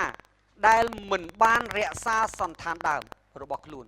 គឺជាទេវតាដែលបោះបង់ចោលទីលំនៅចាំពាក្យទីលំនៅបាទទីលំនៅគឺសំដៅទៅលើរូបកាយចេញ នោះទ្រង់បានឃុំក្នុងសេចក្តីងងឹតទាំងជាប់ចំណងអស់កាលជានិច្ចយូដាសបានបើកសម្ដែងអាចកំបាំងថាទេវតា1/3នៃទេវតាដែលធ្លាក់ពីលើមេឃមានមួយក្រុមជាប់ឃុំរួចទៅហើយក្នុងពេលដែលដទៃទៀតនៅមានសេរីភាពនៅឡើយសូមចាំព្រះកំណត់ថ្ងៃដើម្បីជំនុំជម្រះវាប៉ុន្តែអ្នកដែលអត់បង្ខូចសន្តានរបស់ផងខ្លួននៅមានសេរីភាពនៅឡើយទេនៅដើរហើរគ្រប់កន្លែងនៅមកតាមឆាឆៅបាទដល់អស់អ្នកដែលជឿដល់ព្រះអង្គមែនទេអត់ប៉ុន្តែមានមួយក្រុមមិនមានសិទ្ធិឆាឆៅទេត្រូវបានចងទុករួចទៅហើយណាគឺជាក្រុមទេវតាដែលបង្ខូចសន្តានដើមនោះឯងហើយយើងជឿថានេះគឺជាទេវតាដែលមកយកកូនស្រីរបស់មនុស្សនោះឯងណានោះទ្រង់បានឃុំក្នុងសេចក្តីងឹតទាំងជាប់ចំណងអស់កាលជានិច្ចទុកសម្រាប់នឹងជំនុំជម្រះនៅថ្ងៃដ៏ធំមានន័យថាម៉េចនៅថ្ងៃដ៏ធំដោះមកដើម្បីជំនុំជម្រះប៉ុន្តែឥឡូវនេះឃុំទុកមុនកំណត់អាមែនសូមមើលតទៀតបាទព្រះគម្ពីរភាសាអង់គ្លេសថាម៉េចទេវតាទាំងអស់នោះឯគេចាកចេញពីទីលំនៅពាក្យថាទីលំនៅបាទជាភាសាខ្មែរក៏ជាទីលំនៅជាភាសាអង់គ្លេសដែរ habitation បាទឥឡូវយើងមើលពាក្យ habitation ជាភាសាក្រិកមានន័យថាម៉េច oikaterin តើពាក្យ oikaterin នេះមានន័យថាម៉េចគឺចង់សំដៅទៅលើអីគេទៅលើបាទរូបកាយយើងដែលជាផ្ទះរបស់វិញ្ញាណនេះជាភាសាដើមសំដៅទៅលើរូបកាយយើងដែលជាផ្ទះរបស់ផងវិញ្ញាណអញ្ចឹងព្រះគម្ពីរយ៉ូដាសដែលនិយាយថាម៉េចថាអ្នកដែលបោះបង់ចោលទីលំនៅខ្លួនមានន័យថាទេវតាដែលបោះបង់ចោលសិទ្ធិរបស់ផងខ្លួនបានបង្ខូចសន្តានដើមរបស់ផងខ្លួនស្ដាប់តនេះកន្លែងហើយពាក្យថា habitation បាទនេះឯងមានតែ2ដងគត់នៅក្នុងព្រះគម្ពីរគឺម្ដងយូដាសប្រើម្ដងលោកប៉ូលប្រើលោកប៉ូលនិយាយថាម៉េចបាទខ្ញុំបាទរងចាំថ្ងៃមកដល់ដើម្បីអីគេត្រសាល់យើងប្រើភាសាខ្មែរនឹងចេញពីត្រសាល់នេះទៅកន្លែងបាទនៅអីគេវិមានអស្ចារ្យមានតែ2ដងគត់នៅក្នុងព្រះគម្ពីរបាទសូមមើលតទៅទៀតនៅក្នុងព្រះគម្ពីរនៅក្នុងខ7តើលោកយូដាសនិយាយថាម៉េចលោកយូដាសបានភ្ជាប់រឿងរបស់ទេវតានោះទៅនឹងរឿងក្រុងសូដុំនិងកូម៉ូរ៉ាសូមមើលដូចជាក្រុងសូដុំនិងកូម៉ូរ៉ាហើយអស់ទាំងទីក្រុងនៅជុំវិញដែរដែលគេបានប្រគល់ខ្លួនប្រព្រឹត្តសេចក្តីកំផិតដូចគ្នាមានន័យថាម៉េចលោកយូដាសក៏និយាយថាសេចក្តីកំផិតរបស់មនុស្សនៅក្រុងសូដុំនិងកូម៉ូរ៉ាដូចគ្នានឹងសេចក្តីកំផិតរបស់មនុស្សនៅចំនួននោះឯងឃើញគាត់ភ្ជាប់រឿងពីរនេះចូលគ្នាអត់ដូចជាបាទហើយគាត់ប្រើពាក្យបិចប្រព្រឹត្តសេចក្តីកំផិតដូចគ្នាមែនចឹងអត់បាទអញ្ចឹងមានន័យថាម៉េចនៅក្នុងព្រះបាទនៅក្នុងស្រុកកាណាននៅពេលដែលលោកអ្នកបងប្អូនអត់យល់រឿងនេះលោកអ្នកបងប្អូននឹងឃើញថាហេតុអីបានជាព្រះបញ្ជាឲ្យអ៊ីសាអែលសម្លាប់ទាំងប្តីសម្លាប់ទាំងប្រពន្ធសម្លាប់ទាំងកូនសម្លាប់ទាំងសត្វសម្លាប់ទាំងអស់ហេតុអីបានជាព្រះបាទទៅជាអីគេឃាតករយ៉ាងដូចនេះយើងអត់យល់យើងថាព្រះខុសយើងត្រឹមត្រូវប៉ុន្តែនៅពេលដែលយើងសិក្សាព្រះគម្ពីរព្រះជាម្ចាស់បានបង្ហាញឲ្យដឹងថាស្រុកកាណានទាំងមូលគឺជាទីលំនៅរបស់ពួកកូនកាត់ទេវតាហើយពួកនេះអត់មានសេចក្តីសង្គ្រោះទេគ្មានការប្រែកចិត្តទេអាមែនហើយពួកនេះត្រូវសម្លាប់ចោលលោកអ្នកបងប្អូនដឹងទេខ្ញុំអត់បានបង្ហាញបាទចាំបន្តិចចឹងខ្ញុំបកមកវិញខ្ញុំបកមកកន្លែងនេះខ្ញុំបង្ហាញរូបភាពមួយ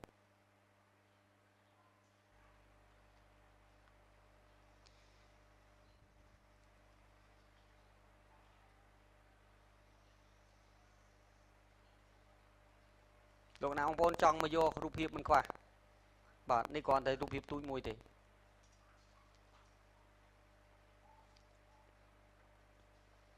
បាទពួកនឹងគឺក្បាលចេះទី1ខ្ញុំឲ្យលោកអ្នកបងប្អូនមើល ទម្រង់ក្បាលលលាក្បាលរបស់ផងអ្នកទាំងអស់នឹងអត់ដូចយើងទេគឺមូលចឹងវែងលយទៅក្រោមហើយគេបានសិក្សាប្រភេទទម្រង់ខួរក្បាលទាំងអស់សិតតែអញ្ចឹងបាទទៅអញ្ចឹងឯងហើយលោកអ្នកបងប្អូនមើលទៅវិញបាទនៅក្នុងអីគេនៅក្នុងសិលាចារឹករបស់អេស៊ីប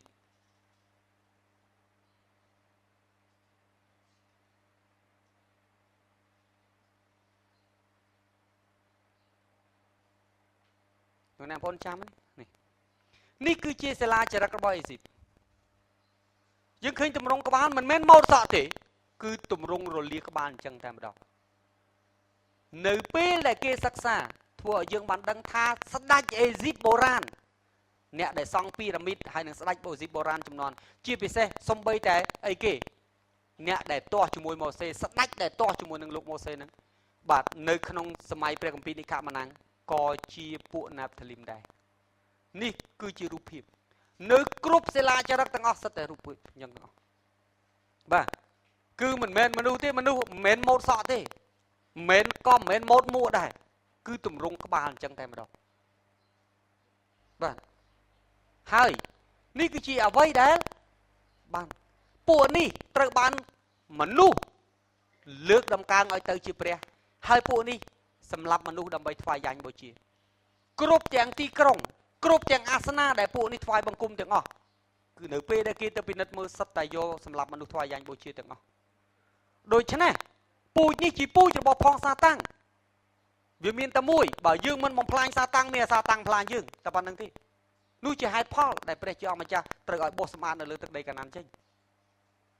បាទហើយយើងមកដឹងថាអូព្រះគ្រីស្ទ genocide បាទព្រះជាម្ចាស់សម្លាប់មនុស្សបាទព្រះជាអ្នកបង្កើតមនុស្សព្រះអង្គចេះស្រឡាញ់មនុស្សជាងយើងស្រឡាញ់ទៅទៀតប៉ុន្តែតើព្រះអង្គស្រឡាញ់មនុស្សបែបណាដែលគួរស្រឡាញ់យើងឃើញនៅក្នុងអត្ថបទព្រះគម្ពីរសុំតមកវិញយើងឃើញបាទនេះគឺប្រើពាក្យដូចគ្នា even as Sodom and Gomorrah បាទហើយព្រះគម្ពីរប្រើពាក្យមិនខ្ញុំ highlight ក្រហម after strength flesh ស្អីគេសត្វសាច់ចម្លែកគឺ hybrid ទាំងឯងបាទនៅក្នុងព្រះគម្ពីរលោកពេត្រុសនិយាយដូចគ្នាពេត្រុសខ្សែទី2ចំពុក2ខ4និងខ5ត្បិតបើសិនជាព្រះមិនបានប្រណីដល់ពួកទេវតាដែលបានធ្វើអំពើបាបគឺទ្រង់បានបោះទម្លាក់ទៅក្នុងជង្ហុកយ៉ាងជ្រៅលោកពេត្រុសនិយាយថាម៉េចមានទេវតាមួយក្រុមបានបោះទម្លាក់ទៅក្នុងជង្ហុកជ្រៅរួចទៅហើយមែនទេអត់ប៉ុន្តែយើងដឹងថារហូតដល់មួយថ្ងៃនេះទេវតា1ភាគ3អត់ទាន់បានបើកការជំនុំជម្រះនៅឡើយទេមែនទេអត់នៅក្នុងព្រះគម្ពីរកូរិនថូសទី1លោកអ្នកបងចាំលោកពូននិយាយថាម៉េចទេមានបាបមួយយ៉ាងដែលនៅក្នុងអ្នករាល់គ្នាគឺឪពុកយកកូនខ្លួនឯងតើលោកសាវកពូននិយាយថាម៉េចបើព្រះទុកចិត្តអ្នកហើយឲ្យអ្នកអង្គុយលើបល្ល័ង្កដើម្បីជំនុំជម្រះសំបីតែពួកទេវតាដែលក្បត់ទាស់នឹងព្រះផងហេតុអីរឿងទូចមួយដល់ស្រែមចេញពួកនេះនឹងបើកការកាត់ទោសនៅចុងរាជ1000ឆ្នាំហើយខ្ញុំឲ្យលោកអ្នកបងអ្នកណាដែលមានដែលបានទទួលរូបកាយដំនឹងអង្គុយកាត់ទោសអ្នកទាំងអស់នោះមានន័យថារហូតមកដល់ថ្ងៃនេះមិនទាន់មានការកាត់ទោសពួកទេវតាទាំងនោះទេអាមែនប៉ុន្តែហេតុអីបានជាលោកពេត្រុសនិយាយយូដាក៏និយាយលោកពេត្រុសក៏និយាយថាមានទេវតាមួយក្រុមបានបោះទៅក្នុងជង្ហុកធំរួចហើយតិចទៀតខ្ញុំនិយាយថាជង្ហុកធំនេះភាសាដើមឈ្មោះអីឲ្យជាប់ច្រវាក់ជាសេចក្តីងឹតទាំងឃុំទុកសម្រាប់ជំនុំជម្រះបាទហើយលោកនិយាយនៅក្នុងខ5ហើយទ្រង់មិនបានប្រណីណាលោកីពីចាស់បុរាណក្នុងកាលដែលទ្រង់បានធ្វើឲ្យទឹកជន់លិចពួកមនុស្សថ្មិលល្មើសតែបានជួយសង្គ្រោះលោកណូអេទាំងបាទទាំងអស់គ្នាមាន8នាក់ដែលលោកជាអ្នកប្រកាសពីសេចក្តីសុចរិតតើលោកពេត្រុសនិយាយថាម៉េចលោកយករឿងនោះមកលីងភ្ជាប់ជាមួយនឹងរឿងណូអេមែនទេអត់ពីព្រោះរឿងនេះជារឿងទី1បាទសូមមើលពាក្យនៅក្នុងព្រះគម្ពីរពេត្រុសខ្សែទី2ចំពុក2ខ4ខ5នៅក្នុងភាសាដើមឈ្មោះថាឈ្មោះអីគេគឺឈ្មោះដែលខ្ញុំ highlight ក្រហមនេះ Tartarus ឥឡូវ Tartarus នេះមានតែ2ដងគត់នៅក្នុងព្រះគម្ពីរមានលេខតែ2ដងគត់នៅក្នុងពេត្រុសនឹងមួយនិងនៅក្នុងព្រះគម្ពីរផ្សេងទៀតមួយតើ Tartarus ជាភាសាក្រិកមានន័យថាម៉េចបាទទីងងឹតយ៉ាងជ្រៅមានន័យមួយទៀតថា pitch of darkness in unseen world ក៏មានន័យថាម៉េច Homer's Iliad បាទមានន័យថាម៉េច Tartarus ហ្នឹងគឺជាទីកន្លែងមួយដែលគេបញ្យល់ as far as Hades ហ្នឹងគឺអីគេភាសាអ៊ីស្រាអែលគឺឋានឃុំព្រលឹងមនុស្សស្លាប់នៅក្នុងព្រះគម្ពីរលូកានិយាយថាអីគេបាទមានអ្នកមានម្នាក់ឡាសាម្នាក់ផ្លូវឋានឃុំព្រលឹងនោះគឺ Hades តែទេវតាទាំងអស់នេះមិនមែនឃុំនៅ Hades ទេឃុំនៅកន្លែងមួយឈ្មោះ Tartarus បាទដែលគេឆ្ងាយពី Hades នឹងទៅទៀតបាទ as គេប្រាប់ពីថាម៉េច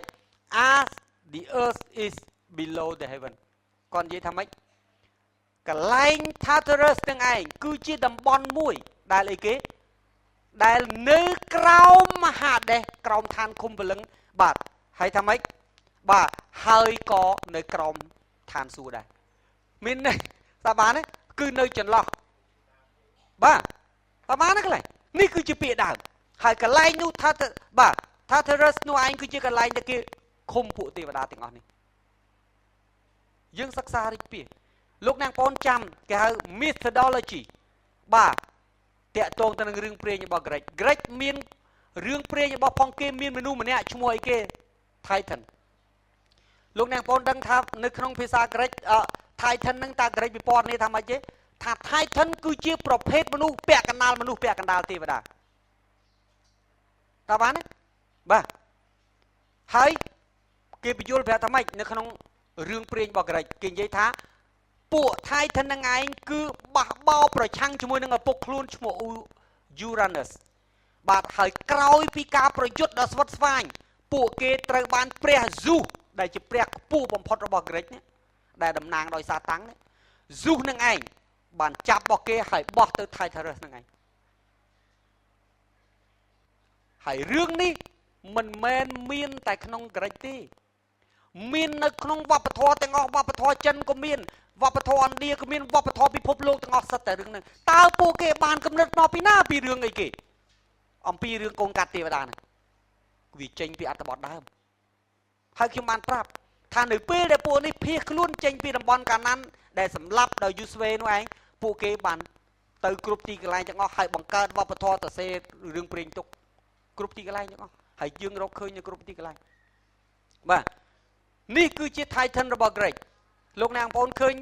ស្ត្រីម្នាក់នៅឈរក្បែរហ្នឹងទេអង្គុយដូចគ្នាគាត់បានត្រឹមណាមែនចឹងអត់រូបភាព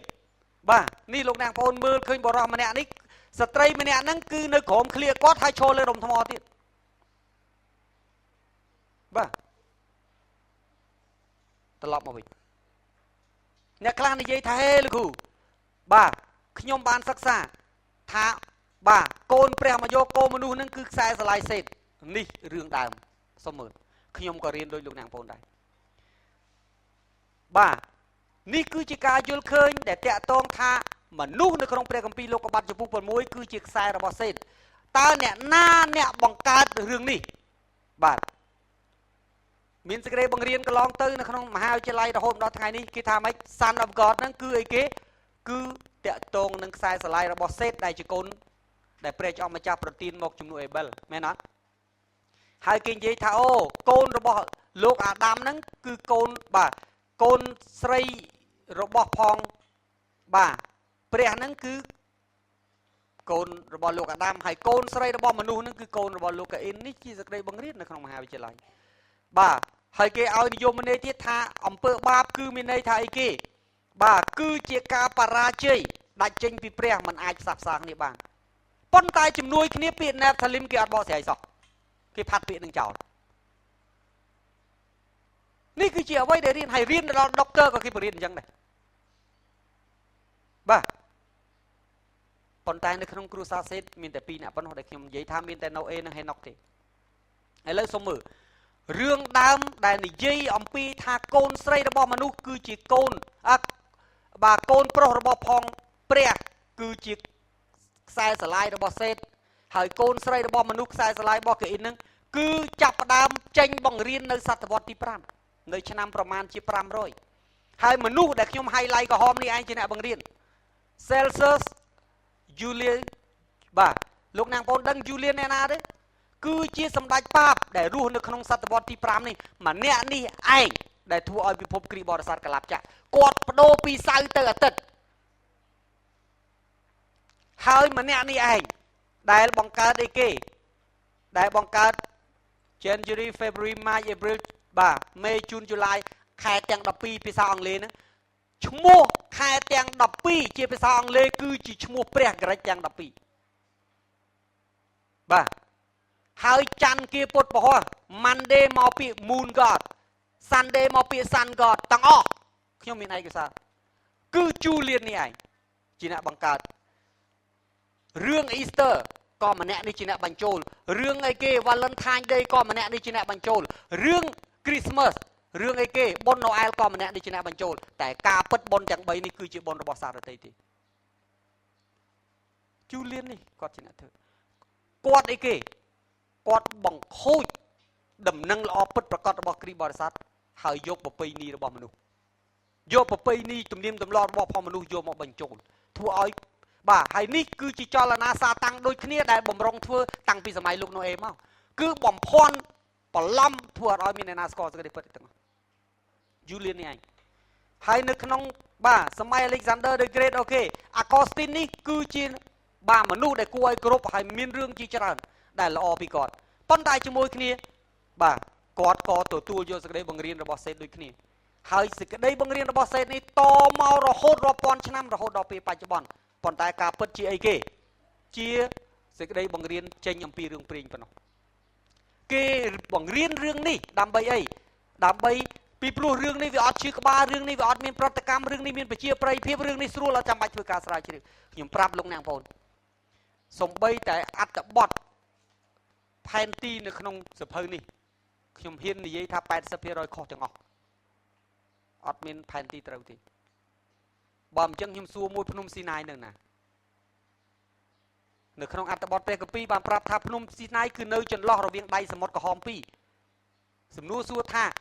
អញ្ចឹងណូអេនាំទឹកឆ្លងកាត់ដោយរបៀបណាបើណូអេក៏រស់នៅខាងនេះសមុទ្រហ្នឹងម៉ូសេក៏រស់នៅខាងនេះសមុទ្រខ្វៀលសត្វរបស់គាត់ហើយថ្ងៃមួយគាត់ដើរទៅដល់ភ្នំព្រះគាត់ជួបព្រះមែនអត់ចុះបើភ្នំព្រះនៅឆ្លងសមុទ្រតើណូអេនាំជាមឆ្លងកាត់សមុទ្រដោយរបៀបណា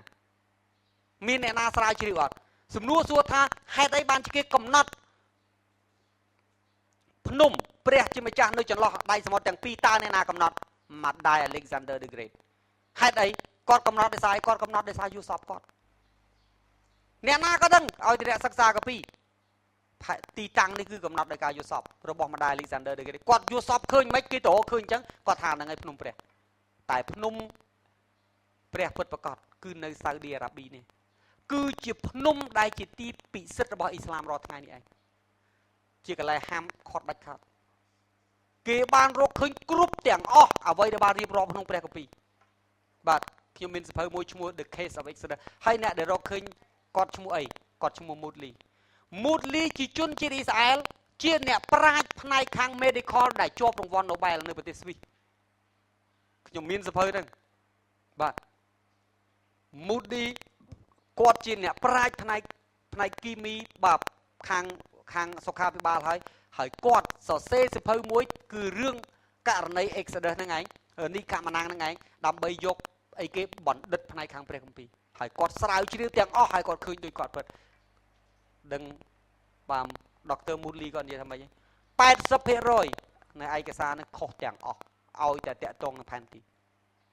ពីព្រោះវាអត់មានអីអំណះអំណាងក្នុងព្រះគម្ពីររឿងជាច្រើនណាស់ដែលបង្កប់គេហៅថាអីគេ traditional នៅក្នុងគ្រីស្ទបរិស័ទបាទ Halloween បាទតែជារបស់គ្រីស្ទបរិស័ទទេបាទគ្រីស្ទបរិស័ទមិនដឹងថាតើ Easter egg នឹងស្អីផងបាទមិនដឹងថាតើនសាយនឹងស្អីផងមិនដឹងរឿងជាច្រើនទេផងពីព្រោះរឿងនេះសុទ្ធតែរឿងបង្កប់គ្រីស្ទទាំងអស់បាទពីព្រោះហេតុអីគោលបំណងគេធ្វើឲ្យដំណឹងល្អច្របូកច្បល់ដើម្បីកុំឲ្យមនុស្សមានផ្លូវទៅព្រះដាក់បំប្រាស់ម្ដងហើយម្ដងទៀតគឺយើងពិតប្រាកដហើយនេះគឺជា Julian បាទ Cyril of Alexander ព្រមទាំង Augustine នេះឯងដែលគាត់ជាអ្នកធ្វើរឿងទាំងអស់នេះបាទហើយនេះគឺជាប្រភពដើមនៃសេចក្តីបង្រៀនដែលថាកូនរបស់ព្រះចេញពីខ្សែរបស់សេតបាទឥឡូវយើងមើលនៅតំបន់មួយឈ្មោះគីលកាល់បាទមានជនជាតិមួយឈ្មោះអីគេ បាទ Rephaim ភាសាខ្មែរដាក់ប្រើពាក្យអីគេ Rephaim រដាក់ស្អេផដាក់ស្អេនឹងមកមានជនជាតិ Rephaim នៅពេលដែលយើងអាន Rephaim នៅក្នុងភាសាខ្មែរដូចជាអត់ដឹងមានន័យយ៉ាងម៉េចប៉ុន្តែភាសារបស់គេ Rephaim គឺអីគេ Rephaim គឺជាអីគេគឺជាពូជពងកូនកាត់ទេវតានិងមនុស្សនោះឯងដែលរស់នៅក្នុងតំបន់គីលកាល់លោកក៏បាត់ចំពុក14ខ5និងយោស្វេចំពុក12ខ4យកទៅសិក្សាខ្លួនឯងរបាក្សត្រខ្សែទី1ចំពុក6ខ71បាទ Rephaim Emim Horim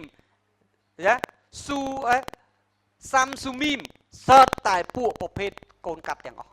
គឺពួកទេវតានេះទាំងអស់ហើយឈ្មោះនេះមានក្នុងព្រះគម្ពីរខ្ញុំឲ្យលោកអ្នកបងប្អូនតែនៅពេលសរសេរខ្មែរយើងអត់ដឹងមានន័យថាម៉េចបាទលោកក៏បាត់ចំពុក14លោកក៏បាត់ចំពុក15លោកអ្នកបងប្អូនដែលត្រូវការសេចក្តីបង្រៀនហើយចាប់អារម្មណ៍លោកអ្នកបងប្អូនអាចមកសេវយកឯកសារនេះបាទពីព្រោះលោកអ្នកបងប្អូនមិនអាចកត់អស់ទេហើយលោកអ្នកបងប្អូនដែលចង់ស្ដាប់ឡើងវិញលោកអ្នកបងប្អូនចូលនឹងអ៊ីនធឺណិតពីព្រោះអត្ថបទនេះយើងដាក់ក្នុងអ៊ីនធឺណិតឈ្មោះទាំងអស់អាណាក់ណាមានកូនចៅអាណាក់បាទអណាក់អីភាសាអត់មានដឹងមានន័យថាម៉េចព្រះគម្ពីរខ្មែរប៉ុន្តែនៅពេលដែលយើងចូលទៅក្នុងព្រះគម្ពីរអង់គ្លេសបាទគឺជនជាតិមួយឈ្មោះអាណាគីមគឺជាកូនពូជពងរបស់ផងពួកនឹងទាំងអស់ណាបាទលោកអ្នកបងប្អូនចាំទេមានមនុស្សម្នាក់ឈ្មោះអុកជាស្ដេចស្រុកបាសានមែនទេគាត់ក៏ជាក្នុងចំណោមពួកពូជពងនឹងដែរអុកស្ដេចបាសាននៅក្នុងចោទយកថាចំពុក3ខ11នេះគឺជាអវ័យដែលយូស្វេបានប្រយុទ្ធបាទដើម្បីលោកអ្នកបងប្អូនចាំទេតើក្នុងចំណោមអ្នកស៊ើបការ12នាក់តើមនុស្ស10នាក់និយាយថាម៉េចអូមានយៈនៅលើទឹកដីសន្យាកុំទៅយើងប្រៀបដូចជាសត្វកណ្ដូបនៅពេលដែលលោកអ្នកបងប្អូនឃើញឆ្អឹងតើគេពិតជាកណ្ដូបមែន 100% គេគឺជាកណ្ដូបពីព្រោះគេនៅនេះពួកនឹងណែប៉ុន្តែនៅពេលដែលគេអត់មានជំនឿគេឃើញមនុស្សដែលធំស្រាប់នោះកាន់តែធំថែមទៀតប៉ុន្តែដោយឡែកយូស្វេនិងកាឡែបគាត់ឃើញធំគាត់មិនអត់ភ្នែកទេតែដោយព្រោះមើលឆ្លងកាត់សេចក្តីជំនឿគាត់ឃើញកាន់តែតូចលោកអ្នកបងប្អូនមើលទេយូស្វេអាយុដាវីតអាយុ18ឆ្នាំគាត់សម្លាប់កូលីយ៉ាតដោយរបៀបណាតើហេតុអីបានយូស្វេរើសថ្ម5ដុំទេខ្ញុំប្រាប់ពីបាទសំទោសដាវីតរើសថ្ម5ដុំពីព្រោះអីពីព្រោះបងប្អូនកូលីយ៉ាតមានគ្នា5នាក់មួយដុំសម្រាប់មនុស្សម្នាក់បាទនេះកូលីយ៉ាតនៅក្នុងសាមយៈខ្សែទី2ចំពុក21ខ16ដល់ខ22របាក្សត្រខ្សែទី1ចំពុក20ខ4ខ8បាទមនុស្សទាំងអស់នេះសិតតែអីគេពួក Nephilim ហើយនឹងពូជពងរបស់គេដែលក្រោយមកបាទលោកអ្នកបងប្អូនដឹងថាម្ដាយកូលីយ៉ាតជាអ្នកណាទេម្ដាយតទៀតតាមរយៈបាទការស្រាវជ្រាវរបស់ជនជាតិយូដាគឺជាកូនប្រសានាងរស់លោកអ្នកបងប្អូនចាំនាងរស់មានកូនប្រសា2នាក់ទេម្នាក់សំទោសណាអូមីមានកូនប្រសា2នាក់កូនប្រសាទី1ឈ្មោះនាងរស់តែនាងទី2ឈ្មោះអូប៉ាបាទអូប៉ានេះឯងបាទនៅពេលដែលគេធ្វើការសិក្សាស្រាវជ្រាវជនជាតិអ៊ីស្រាអែលគាត់ថាកូលីយ៉ាតនេះគឺជាប្រហែលជាចៅរបស់អូប៉ាពីព្រោះក្រោយពីនាងអូប៉ាត្រឡប់ទៅកាន់គាត់នឹងរៀបការជាមួយណាស់ថាលីមហើយគាត់បង្កើតពូជពងកូលីយ៉ាតនេះឯងនេះចេញពីសេចក្តីបង្រៀនរបស់ជនជាតិអ៊ីស្រាអែលដែលជឿព្រះជាម្ចាស់យើងឃើញទេនាងរស់ជាស្រីសាសម៉ូអាប់ដែលដើរតាមព្រះត្រឡប់ជាពូជពងព្រះមេស៊ីតែអូប៉ាដែលជាកូនប្រសានាងណាអូមីបែរទៅជាពូជពងរបស់ពងណាហ្វលីមទៅវិញលោកអ្នកបងប្អូនដឹងទេហេតុអីបានព្រះមិនចង់ឲ្យលោកអ្នកបងប្អូនដែលជាអ្នកជឿព្រះជាម្ចាស់រៀបការមួយអ្នកអត់ជឿក្រៅពីគំរូល្អព្រះអង្គចង់ការពី DNA នៅក្នុងខ្លួនលោកអ្នកបងប្អូនព្រះអង្គត្រូវការពូជសុទ្ធដូចជាពូជណូអេអញ្ចឹងពីព្រោះសូមចាំពួក Nephilim ឬពូជពងរបស់ផងគេនៅមានរហូតដល់សប្តាហ៍នេះនៅក្នុងចំណោមមនុស្សលោកអ្នកបងប្អូនចង់មើលរូបទេខ្ញុំឲ្យមើលបាទមានការអីកើតឡើងបើសិនជាលោកអ្នកបងប្អូនបាទទៅរៀបការប៉ះពួកហ្នឹងលោកអ្នកបងប្អូននឹងបាត់បង់សេចក្តីសង្គ្រោះ អត់មានការប្រែចិត្តអីទាំងអស់សូមចាំ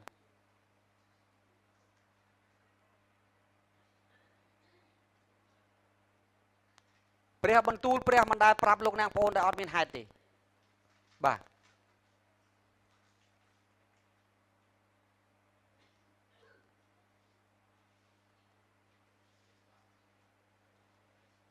នេះជារូបនៅប្រទេសចិនរូបនៅឃើញពេលអាវក្រសេទេមិនមែនរូប1000ឆ្នាំមុនទេបាទហើយមើលតទៀតនេះជារូបនៅចិនដូចគ្នាពួកនេះរស់រហូតដល់សប្តាហ៍ថ្ងៃ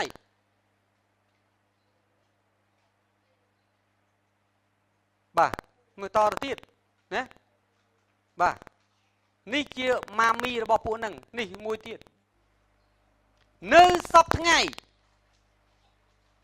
បាទសុំចាំពូជឯងនឹងចឹកកែងជើងនាងមែនអត់ទំនាស់នេះអត់បញ្ចប់ទេតថ្ងៃព្រះគ្រីស្ទយើងមកស្គាល់ឲ្យច្បាស់បាទ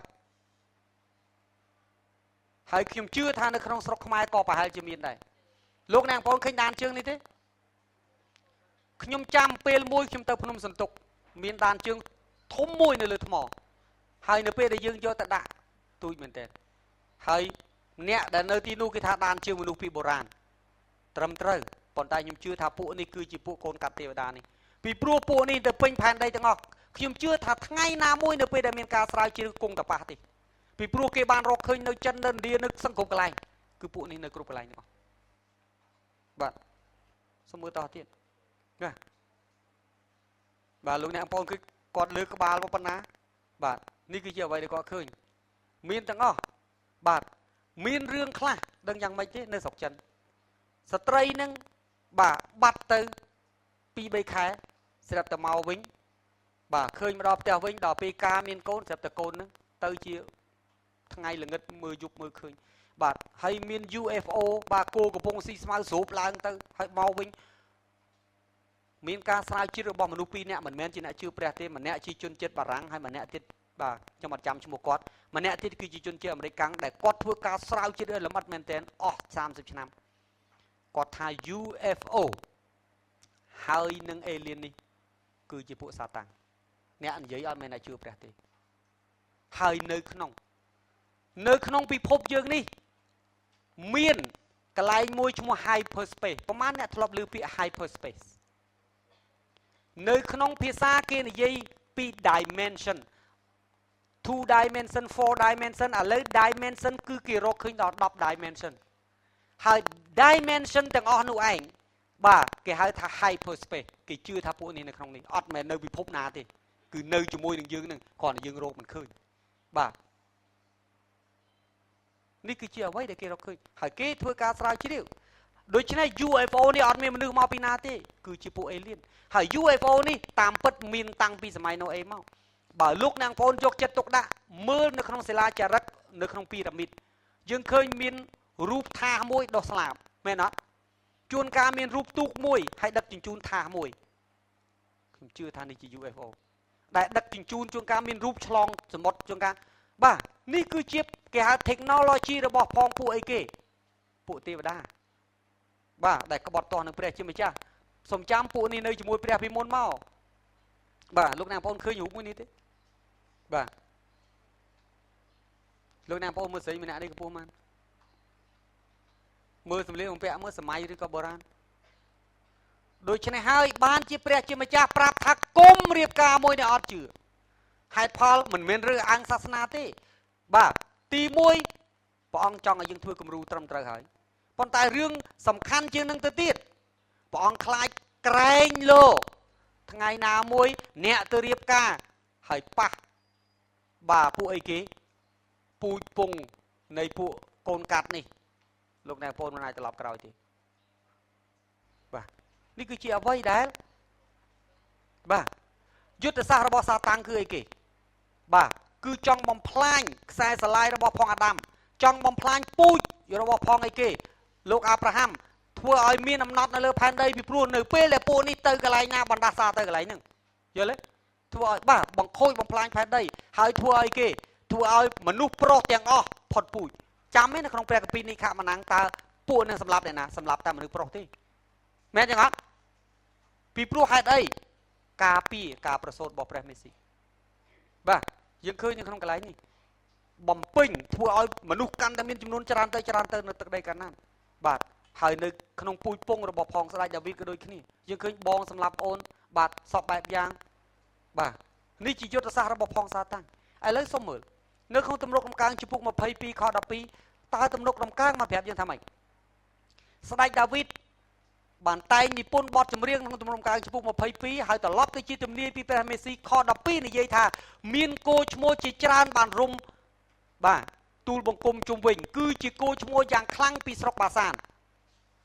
វាបានឡោមព័ទ្ធទូលបង្គំនេះគឺជាទំនាយស្ដីពីព្រះមេស៊ីបាទដែលព្រះគម្ពីរអំប្រាប់ថាម៉េចមានគោឈ្មោះជាច្រើនបាននាំគ្នាមកជល់ព្រះមេស៊ីមែនចឹងអត់លោកអ្នកបងចាំស្រុកបាសានស្រុករបស់អ្នកណាទេស្រុករបស់ស្ដេចម្នាក់ឈ្មោះអុកដែលខ្ញុំទើបតែនិយាយអំបញ្ញមិញមែនចឹងអត់ទើបមានន័យថាម៉េចមានន័យថាការសុគតរបស់ផងព្រះចោមម្ចាស់គឺជាសង្គ្រាមរវាងអីគេរវាងពូជរបស់នាងអេវ៉ានិងពូជរបស់សាតាំងអាមែនមែនចឹងអត់នេះខកពីដាវីតណានិពន្ធមិនខ្ញុំណានិពន្ធទេបាទឥឡូវយើងមើលបើយើងហៅថាអូទេវតាមានភេទដែរឥឡូវយើងមើលសិននៅក្នុងព្រះគម្ពីរបាទទេវតាបើពេលលេចមកជាទូទៅគឺទម្រង់មនុស្សនៅក្នុងក្រុងសូដុំកូម៉ូរ៉ាក៏អញ្ចឹងការរស់ឡើងវិញរបស់ព្រះយេស៊ូវយើងឃើញបាទការយាងឡើងទៅឋានសួគ៌របស់ព្រះយេស៊ូវបាទក៏បង្ហាញជាទេវតាអាចនិយាយទេវតាអាចចាប់មនុស្សដោយដៃយើងឃើញអ្នកណាដែលឆក់លុតឲ្យនឹងកូនចេញពីក្រុងសូដុំនិងកូម៉ូរ៉ាទេវតាចាប់ទាញហ្មងហើយទេវតាក៏អាចញ៉ាំដែរហេតុអីយើងឃើញពេលដែលទេវតាលេចមកក្នុងទម្រង់មនុស្សជួបនឹងអាប់រ៉ាហាំមុននឹងនៅក្នុងជំពូក17ថាម៉េចអូសូមលោកនៅសិនដើម្បីខ្ញុំធ្វើអាហារសម្រន់តិចមែនទេនេះគឺជាទេវតាដែលកត់ទុកក្នុងព្រះគម្ពីរបាទឥឡូវយើងនិយាយពីសមត្ថភាពក្នុងការប្រយុទ្ធមានការអីកើតឡើងនៅស្រុកអេស៊ីបនៅថ្ងៃបុណ្យរំលងទេវតានៃសេចក្តីស្លាប់ដើរសម្លាប់ទាំងអស់មែនអត់ហើយយើងមើលនៅក្នុងព្រះគម្ពីរអីគេពងសាវតារខ្សត្រសេទី2និយាយអំពីអីគេព្រះជាម្ចាស់នាំមុខទាហានរបស់ជនជាតិអ៊ីស្រាអែលសម្លាប់ជនជាតិសេរីអស់ប្រមាណដែលប្រឆាំងជាមួយអ៊ីស្រាអែល185,000នាក់មែនទេអត់នេះបើនិយាយពីសមត្ថភាព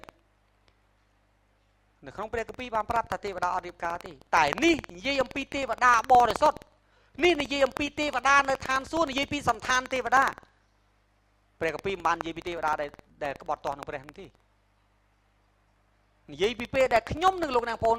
នៅពេលដែលទៅដល់ឋានសួគ៌ដូចជាទេវតាឬពួកទេវតាដែលបម្រើព្រះនៅឋានសួគ៌គឺអត់មានការបង្កើតកូនចៅទេអត់មានការរៀបការទេប៉ុន្តែមិនបាននិយាយអំពីទេវតាទាំងអស់នោះឡើយដែលក្បត់ទាស់នឹងព្រះទេបាទនឹងទេវតាមានភេទអត់ខ្ញុំអត់ដឹងតែនេះជាព្រះគម្ពីរបាទម៉ាថាយចំពុក22ខ30អំប្រាប់ល្មិចត្បិតដល់គ្រាសឡងវិញនោះមិនបានយកគ្នាជាប្តីប្រពន្ធទៀតទេគឺបានដូចជាទេវតានៃព្រះណាបាទនៅក្នុងព្រះគម្ពីរម៉ាកុសក៏និយាយដូចគ្នាប៉ុន្តែសុំចាំនេះគឺជារឿងរបស់ទេវតាទេបាទគឺជារឿងបាទឥឡូវសុំមើលនេះគឺជាសង្គ្រាមដើមនៅក្នុងព្រះគម្ពីរលោកុបាតចំពុក3ខ15សាតាំងចង់បំផ្លាញអីគេគឺជាចំនួនរវាងពូជពីរគឺពូជនាងអេវ៉ានិងពូជរបស់សត្វពស់បាទយើងឃើញនៅក្នុងព្រះគម្ពីរវិវរណៈព្រះគម្ពីរថាម៉េច Red Dragon បាទសត្វនាគក្រហមមែនអត់ដែលមែនទេបាទដែលតំណាងឲ្យសាតាំងហើយពូជពងរបស់ផងសាតាំងអីគេ One World Garment ពីព្រោះនេះសុទ្ធតែជារឿងបាទពីព្រោះអីគេហោរាខ្លាំងនិយាយអំពីអីគេបាទអំណាចទាំងឡាយដែលនៅពីក្រោមអំណាចរបស់ពិភពលោកសប្តាហ៍ថ្ងៃនេះដែលជាពុក10នេះគឺសុទ្ធតែជាអីគេចលនារបស់សាតាំងទាំងអស់បាទតើ One World Order គេថាម៉េចនេះជានិមិត្តរបស់ One World Order ដែលនឹងត្រូវមកដល់យ៉ាងយូរ2018ឬ2020បាទប្រទេសទាំងអស់នឹងលែងមានរបងទៀតហើយបាទមានន័យថាម៉េចអត់មានខ្មែរឯករាជ្យអីណាអីទៀតទេគឺថាប្រទេសទាំងអស់គឺបើករបងបាទពិភពលោកអត់មានរបង without border world without border គេ centralized socialistic government មានន័យថាម៉េចមជ្ឈទាំងអស់ ត្រូវយកប្រមូលផ្ដុំទៅអំណាចកដាលហើយជាមួយគ្នាដើម្បីឲ្យអាចបង្កើត one world order នេះ one world government នេះដាច់ខាតត្រូវតែប្រើ nuclear ហើយលោកអ្នកបងប្អូនចាំពាក្យទុកពីព្រោះព្រះគម្ពីរសាការីចំពុក12បាននិយាយរួចហើយពីរឿងសង្គ្រាម nuclear បាទហើយអីគេនិយាយអំពីអីគេការគម្រាមកំហែងពីភពផ្សេងជាពិសេសអាចផ្កាយនៅថ្ងៃនោះនឹងធ្លាក់មកដូចគ្នាឥឡូវនេះបើលោកអ្នកបងប្អូនមើលចូលក្នុងព័ត៌មានអ៊ីនធឺណិតអាចផ្កាយធ្លាក់សង្គ្រប់កន្លែងបាទថ្ងៃមុនធំជាងគេនៅរុស្ស៊ីឡើងផ្អើលហើយក្នុងព្រះគម្ពីរយើងក៏និយាយដូចគ្នាបាទថានេះគឺជាថ្ងៃចុងក្រោយបាទសូមមើលបទគម្ពីរព្រមានត្បិតសេចក្តីអាកំបាំងរបស់ការទទឹងច្បាប់កំពុងតែបណ្ដាលឡើងហើយប៉ុន្តែមានមួយអង្គដែលខាត់ខាំងវាដល់សប្តាហ៍ថ្ងៃនេះតលតែបានដកទ្រង់ចេញទៅព្រះគម្ពីរប្រាប់ថាម៉េចដែលយើងរស់នៅបានសុខសាន្តដោយសារព្រះជាម្ចាស់ខាត់ខាំងទេតែនៅពេលដែលពួកបរិសុទ្ធត្រូវបានលើកឡើងទៅអស់ទៅយ៉ាងម៉េចផែនដីនេះគឺជារបស់សាតាំងហើយបាទវានឹងគ្រប់គ្រងហើយព្រះគម្ពីរប្រាប់ថាវានឹងគ្រប់គ្រងពិភពលោក3ឆ្នាំកន្លះអាមែនមុនថ្ងៃព្រះជាម្ចាស់ជំនុំជម្រះនេះគឺជាអ្វីដែលមានក្នុងព្រះគម្ពីរខ8បានប្រាប់ថាម៉េចនោះទើបអាទទឹងច្បាប់នោះនឹងលេចមកបើពួកបរិសុទ្ធមិនដកឡើងបើព្រះគ្រីស្ទបាទមិនយាងទៅទេអាទទឹងច្បាប់នឹងមិនបង្ហាញមកឡើយពីព្រោះហេតុអីព្រះអង្គខាត់ខាំងវានេះជាអ្វីដែលព្រះគម្ពីរដែលលោកប៉ូលនិយាយនឹងលេចមកដែលព្រះម្ចាស់យេស៊ូវនឹងបំផ្លាញដោយខ្យល់ពីព្រះអស់ទ្រង់ហើយធ្វើឲ្យវិនាសដោយរស្មីពន្លឺពីដំណើរទ្រង់យើងមកបាទខ9អាទទឹងច្បាប់នោះនឹងមកទាំងធ្វើការដូចជាសាតាំងអាមែនព្រះគម្ពីរប្រាប់ថាអាទទឹងច្បាប់ចង់សម្ដៅទៅលើអង្គទីគ្រឹះនឹងដឹកនាំពិភពលោកហើយបាទការងាររបស់ផងវាដូចជាការងាររបស់សាតាំងព្រះគម្ពីរនិយាយដោយនៅគ្រប់ទាំងរិទ្ធទីសម្គាល់នឹងការអស្ចារ្យដ៏កំពូតព្រះគម្ពីរកំពូតបាទអ្នកណាឲ្យរិទ្ធវិសាតាំងឲ្យរិទ្ធវិណាបាទអាចហៅបាទធ្វើអភូតហេតុជាច្រើនតើពួកវាមកពីណាសុំមើលតើពួកនេះមកពីណាពួកនេះមិនទាន់មកទេតែពួកនេះនឹងមកតើមកពីណាព្រះគម្ពីរវិវរណៈចំពុក11ខ7បានប្រាប់បាទនិយាយពីបន្ទាប់ពីទីបន្ទាល់ពីអ្នកបាទដែលគេជឿរហូតដល់ពេលបច្ចុប្បន្នថាលោកម៉ូសេនិងលោកអេលីយ៉ាដែលលោកនឹងមកដើម្បីធ្វើទីបន្ទាល់បាទនៅក្នុងពេលចាប់ផ្ដើមគ្រា7ឆ្នាំព្រះគម្ពីរបានប្រាប់ថាម៉េចបាទលោកបានធ្វើបន្ទាល់របស់ខ្លួនជាស្រេចបាទនោះសត្វសាហាវបានឡើងចេញពីជង្ហុកធំលោកអ្នកបងប្អូនចាំសត្វសាហាវចេញពីណាជង្ហុកធំគឺគេ Tartarus មានន័យថាព្រះនឹងប្រឡែងពួកទេវតាទាំងអស់ដែលបានឃុំទុកនៅសម័យណូអេនោះឡើងមកវិញហើយពួកនេះនឹងលុកពិភពលោកមួយសាទៀតឃើញគម្ពីរប្រាប់ទេពួកនេះចេញពីណាជង្ហុកធំគឺអីគេដែលនៅក្រោមហាដេសទៅទៀតហើយនៅក្រោមឋានសួគ៌អាមែនអត់ដឹងនៅទៅណា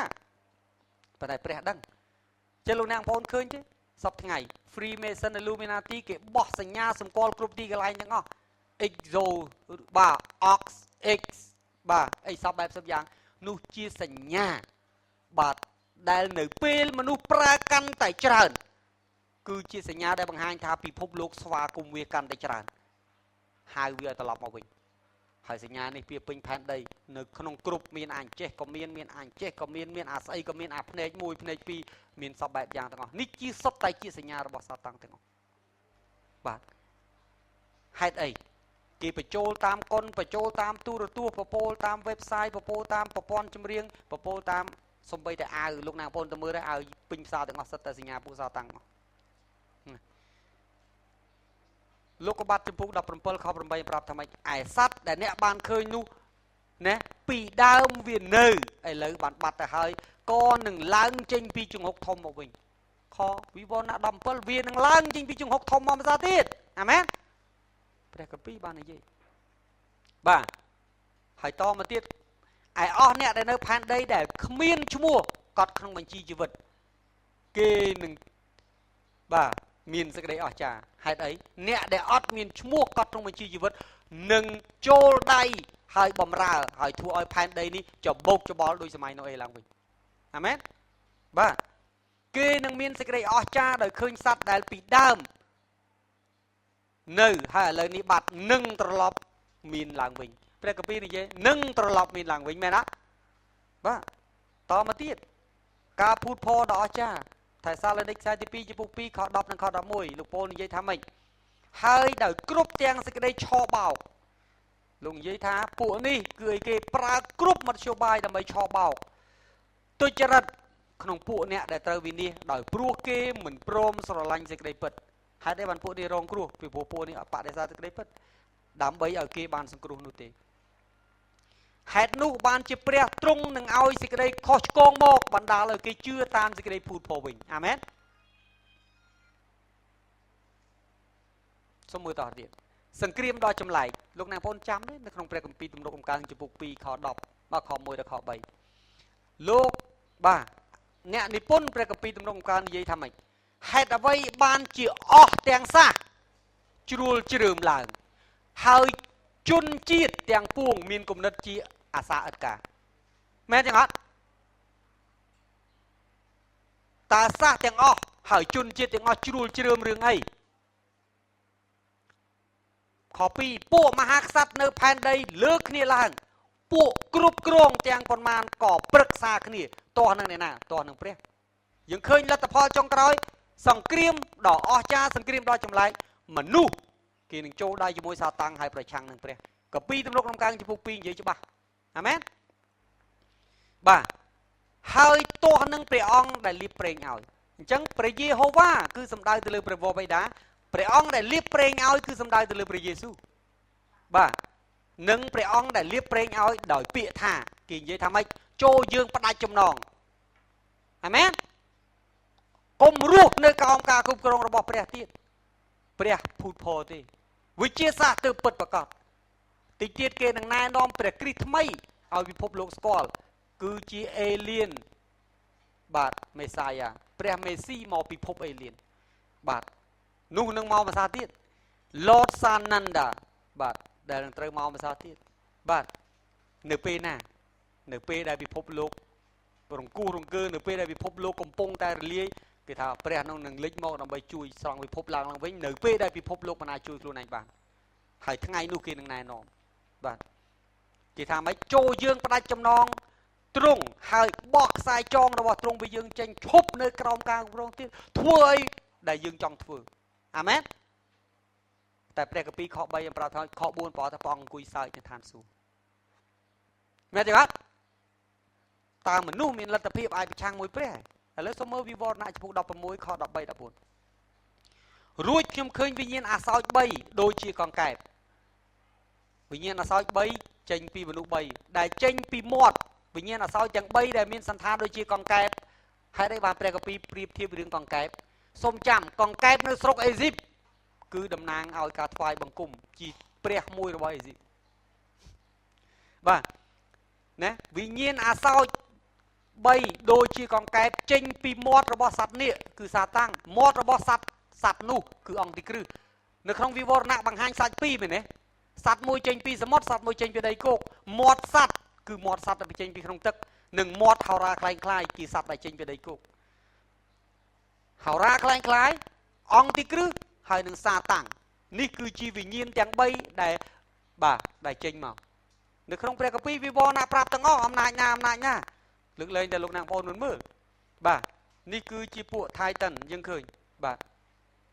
អេផេសូឥឡូវសូមមើលតើលោកសាវកប៉ូលនិយាយថាម៉េចអេផេសូចំពោះ6ខ12យើងរាល់គ្នាមិនមែនតយុទ្ធនឹងសាច់ឈាមទេគឺនឹងពួកគ្រប់គ្រងនៅក្នុងណាកាពីលោកកាពីទំនុកកំកើងចំពោះ2មិញពួកមានអំណាចមែនទេនិងពួកម្ចាស់នៃសេចក្តីងងឹតអាមែនសង្គ្រាមរបស់យើងគឺជាមួយនឹងទេវតាដែលក្បត់ជាមួយព្រះមិនមែនសង្គ្រាមមួយមនុស្សដូចគ្នាទេស្គាល់កាពីឲ្យច្បាស់មែនទេបាទលោកប៉ូលបាននិយាយបានផ្ដាំហើយទាស់នឹងអំណាចអាក្រក់ខាងវិញ្ញាណនៅស្ថានដ៏ខ្ពស់ដែរមែនទេអត់អញ្ចឹងហើយបានប៉ូលថាម៉េចបើយើងទាស់ជាមួយនឹងទេវតាដែលក្បត់ព្រះជាម្ចាស់បាទយើងគ្មានលទ្ធភាពទាស់ទេដរាបយើងពាក់គ្រឿងសឹករបស់ព្រះជាម្ចាស់ហេតុនោះបានជាត្រូវយកគ្រប់ទាំងគ្រឿងសឹកដែលពោលនឹងណែនាំពោលលើកទឹកចិត្តអត់មានពាក់មួយចោលមួយទេពាក់ទាំងអស់ទើបអ្នកអាចធ្វើជាទាហានដ៏អស្ចារ្យហើយអាចប្រយុទ្ធជាមួយអ្នកទាំងអស់នោះបាន ដើម្បីឲ្យអ្នករាល់គ្នាអាចនឹងទប់ទល់ក្នុងថ្ងៃអាក្រក់កាលណាបានតតាំងសពគ្រប់ហើយនោះឲ្យបាននៅតែឈរមមុនដដែលនេះជាគ្រឿងសឹករបស់ព្រះមានប្រមាណខ្ញុំអធិប្បាយហើយមាន7មិនមែន6ទេសេចក្តីពិតជាខ្សែក្រវ៉ាត់សុចរិតបាទជាអាវក្រោះដំណឹងល្អគឺជាស្បែកជើងជំនឿគឺជាខែលសេចក្តីសង្គ្រោះគឺជាមួកសឹកដាវបាទគឺជាព្រះបន្ទូលព្រមទាំងសេចក្តីអធិដ្ឋានសេចក្តីចាំយាមដោយនៅគ្រប់ទាំងសេចក្តីជាប់ជួននិងសេចក្តីទូលលង្វឲ្យពួកបរិសុទ្ធហេតុអ្វីបានជាខ្ញុំថាសេចក្តីអធិដ្ឋានគឺជាអាវុធសូមចាំអំណាចដែលព្រះប្រទានឲ្យខ្ញុំអំណាចដែលព្រះប្រទានឲ្យលោកអ្នកបងប្អូនអំណាចពីឋានសួគ៌ដែលនៅជាមួយយើងគឺតាមរយៈការអធិដ្ឋានអាមែនលោកអ្នកបងប្អូនមិនអាចយកអំណាចឋានសួគ៌មកប្រើទេបើលោកអ្នកបងប្អូនអត់ចាំយាមលោកអ្នកបងប្អូនមិនអាចយកអំណាចឋានសួគ៌មកប្រយុទ្ធទេបើលោកអ្នកបងប្អូនអត់អធិដ្ឋានដូច្នេះការអធិដ្ឋានគឺជាប្រភពនៃអំណាចព្រះប្រទានអំណាចទៅឋានសួគ៌ឲ្យខ្ញុំឲ្យលោកអ្នកបងប្អូនទៅតាមរយៈកម្លាំងនៃការអធិដ្ឋាននោះឯងអាមែនបើលោកអ្នកបងប្អូនបោះបង់ចោលការអធិដ្ឋានមានន័យថាលោកអ្នកបងប្អូនបោះបង់ចោលអំណាចបោះបង់ចោលធម៌ពលនៃឋានសួគ៌ហើយការប្រយុទ្ធនេះគឺជារបស់លោកអ្នកបងប្អូនផ្ទាល់ខ្លួនមិនមែនរបស់ព្រះទេអាមែននេះគឺជារឿងអ្វីដែលព្រះជាម្ចាស់លើកទឹកចិត្តយើងបានជាខ្ញុំលើកទឹកចិត្តហើយលើកទឹកចិត្តទៀតលោកអ្នកបងប្អូនចាំទេបេសកកម្ម3ដែលព្រះប្រើខ្ញុំចុងក្រោយរឿងអីទី1បងប្រាប់ថាដាស់ទានរាជរបស់ផងអញឲ្យដើរចេញពីបាបមែនអត់ទី2ឲ្យគេចាំយាមទី3ប្រាប់គេថាអញចិត្តមកហើយលោកអ្នកបងប្អូនដឹងទេហេតុអីបានខ្ញុំព្យាយាមទិញទូពីព្រោះវាច្បាស់ពាក្យខ្មែរនិយាយថាលឺ1000ដងមិនស្មើនឹងឃើញម្ដងបើខ្ញុំអធិប្បាយថ្ងៃនេះឲ្យលោកអ្នកបងប្អូនអត់ឃើញរូបឬខ្ញុំប្រចាំក្នុងស្លាយលោកអ្នកបងប្អូនអាចមើលឃើញទេអត់ឃើញទេខ្ញុំដឹងយ៉ាងច្បាស់ថាពេលវេលាហើយសូមចាំកាមេរ៉ាមិនមែនគ្រាន់តែចាប់រូបខ្ញុំគាត់នឹងចាប់រូបនៅក្នុងទូរទស្សន៍នេះបងប្អូនខ្មែរដែលនៅគ្រប់ទីកន្លែងគេនឹងឃើញសេចក្តីបង្រៀនបាទជាអក្សរជារូបដែលគេអាចយកទៅបង្រៀនបន្តអ្វីដែលខ្ញុំធ្វើនៅថ្ងៃនេះមិនមែនសម្រាប់ខ្ញុំហើយលោកអ្នកបងប្អូនតែប៉ុណ្ណោះប៉ុន្តែសម្រាប់ខ្មែរនៅកន្លែងផ្សេងទៀតដូច្នេះវាជាពរសម្រាប់យើងម្នាក់សម្រាប់ខ្ញុំហើយសម្រាប់លោកអ្នកបងប្អូនដែលព្រះអង្គប្រើពួកជំនុំឯករាជ្យពួកជំនុំដែលតូចមួយដើម្បីឲ្យអាចមិនត្រឹមតែនាំពរសម្រាប់ខ្លួនយើងត្រៀមខ្លួនឯងតាន់ពេលតាន់វេលាតែអាចឲ្យពរដល់អ្នកដទៃបានទៀតយ៉ាងយូរមួយឆ្នាំទៀតអ៊ីនធឺណិតប្រើឡើងកើតហើយដូច្នេះបានជាខ្ញុំត្រូវការជាចាំបាច់ដើម្បីបញ្ជូនព័ត៌មានឲ្យតាន់ពេលតាន់វេលាបាទយ៉ាងហោចបានមួយឆ្នាំដែរបាទយើងអត់លុយដើម្បីនឹងទិញឲ្យល្អបាទយើងសុខចិត្តទិញឲ្យតែជុះមួយមកតាមពិតទិញបានតាំងពីមួយខែមុនហ្នឹងប៉ុន្តែយកមកវាខូចនេះខូចនោះអញ្ចឹងយើងយកឲ្យគេហ្វិចឡើងវិញបាទហេតុផលគឺអញ្ចឹងមិនមែនដើម្បីផ្ទះខ្ញុំអត់មានទូប្រើទេបាទប៉ុន្តែហើយអត់មានរឿងអីត្រូវតាក់ទងទូទេព្រោះខ្ញុំអត់ដែលមើលទូសោះប៉ុន្តែវាចាំបាច់ក្នុងការប្រើប្រាស់ LCD នៅវិហារយើងមាន3ព្រះវិហារទិញ1តម្លៃជិត2000តាមដែលខ្ញុំចាំយកមកប្រើច្បាស់ល្អមែនទែនបើមិនតិចខូចបាត់ជួសជុលហើយយកមកវិញខូចទៀតធ្វើឡើងកាត់បោះចោលខ្ញុំប្រើលុយផ្ទាល់ខ្លួនខ្ញុំទិញ LCD 2ទៀត1ក្រុម1000យកមកដាក់នៅនេះបងប្អូនឃើញបាញ់សងខាងបាញ់វាអត់ឃើញមកយើងដកចេញទៅហើយនៅសល់តែមួយនោះបាញ់ទៀតហើយដល់ពេលដាក់អក្សរដាក់រូបមើលអត់ឃើញដូច្នេះហើយបានជាខ្ញុំរងចាំតតែមានទូរទស្សន៍ដើម្បីអធិប្បាយអាចឲ្យលោកណាបងប្អូនមើលដល់ច្បាស់នោះជាហេតុផលបាទនេះមិនមែនគ្រាន់តែសម្រាប់ឲ្យលោកណាបងប្អូនងាយយល់ទេតែសម្រាប់ឲ្យអ្នកដែលឮគេងាយដាប់ដែរបាទនោះជាហេតុផលហើយខ្ញុំចាប់ផ្ដើមដោយជំនឿបាទដើម្បីអីដើម្បីធ្វើរឿងទាំងអស់នេះពីព្រោះព្រះវិហារយើងមិនមានលុយគ្រប់សម្រាប់ធ្វើរឿងទាំងអស់ហ្នឹងទេហើយអ្នកណាដែលចង់ចូលរួមបេសកកម្មជាមួយខ្ញុំបាទទុកនឹងបងអាចថ្វាយនឹងវាយបានបាទប៉ុន្តែអ្វីដែលខ្ញុំប្រាប់មកចំណែក$50លោកអ្នកបងចូល10នាក់ឲ្យបាន50ក៏ដោយប៉ុន្តែសុំ10នាក់ក៏បានធ្វើមិនឲ្យបាន50ហើយចាំយកមកខ្ញុំអាមែនបាទនេះមិនមែនជាការអង្វរកទេនេះមិនមែនជាការសុំទេគឺជាការលើកទឹកចិត្តឲ្យចូលរួមបេសកកម្មអាមែនខ្ញុំនឹងលើកទឹកចិត្តបាទខ្ញុំនឹងស្នើសុំឲ្យចាស់ទុំជួយអានេះមួយហើយជួយជើងនេះមួយ300ខ្ញុំមិនតន់និយាយមួយគាត់ទេតែខ្ញុំនិយាយនៅទីនេះ bà cọt phom mình hướng bảo cọt bà hãy tục tua mùi ông raចូលរួមជាមួយខ្ញុំ$50ហើយបាទអញ្ចឹងបើសិនជាពហិជួយខ្ញុំ300រឿងនេះអញ្ចឹងទូនេះគឺនៅសល់450ទៀតអាហ្នឹងបើពហិជួយបាទបើពហិអត់ជួយទេខ្ញុំជឿថាព្រះមានអីគុតគង់បាទដូច្នេះអត់ពិបាកទេពីព្រោះខ្ញុំធ្វើការបម្រើព្រះជាម្ចាស់ខ្ញុំមិនដែលខ្លាចទេក្នុងពេលដែលខ្ញុំធ្វើដែលត្រឹមត្រូវមកជីវិតរបស់ខ្ញុំឲ្យតែខ្ញុំធ្វើត្រូវមិនថាខ្ញុំត្រូវការអីបាទហើយជាទូទៅពេលខ្លះក្នុងនាមយើងជាអ្នកបម្រើព្រះអង្គខ្ញុំបងថៃបងតារាអីគេបាទខ្ញុំបងថៃបងតារាពេលខ្លះយើងបារម្ភថាអូតិចយើងអត់មានលុយបាទជួលវិហារទៅពីព្រោះយើងទិញនេះយើងទិញនោះប៉ុន្តែអ្វីដែលយើងលើកទឹកចិត្តគ្នាថាបើយើងធ្វើត្រឹមត្រូវយើងមិនដែលខ្វះលុយទេហើយ13ឆ្នាំហើយអ្នកទាំងអស់គ្នាគឺជាសាក្សីយើងមិនដែលខ្វះលុយទេអាមែនបាទមកគ្រប់ពីព្រោះអីយើងធ្វើត្រូវនឹងបហាតិចព្រះយើងអត់យកលុយទៅចាយអីផ្សេងទេបាទហើយខ្ញុំមិនដែលខ្វល់ទោះបើខ្ញុំអត់ម៉ាស៊ីនក៏ខ្ញុំមិនខ្វល់ដែរលុយតិចទៀបជាង$1000នេះវាតូចណាស់សម្រាប់ព្រះបាទ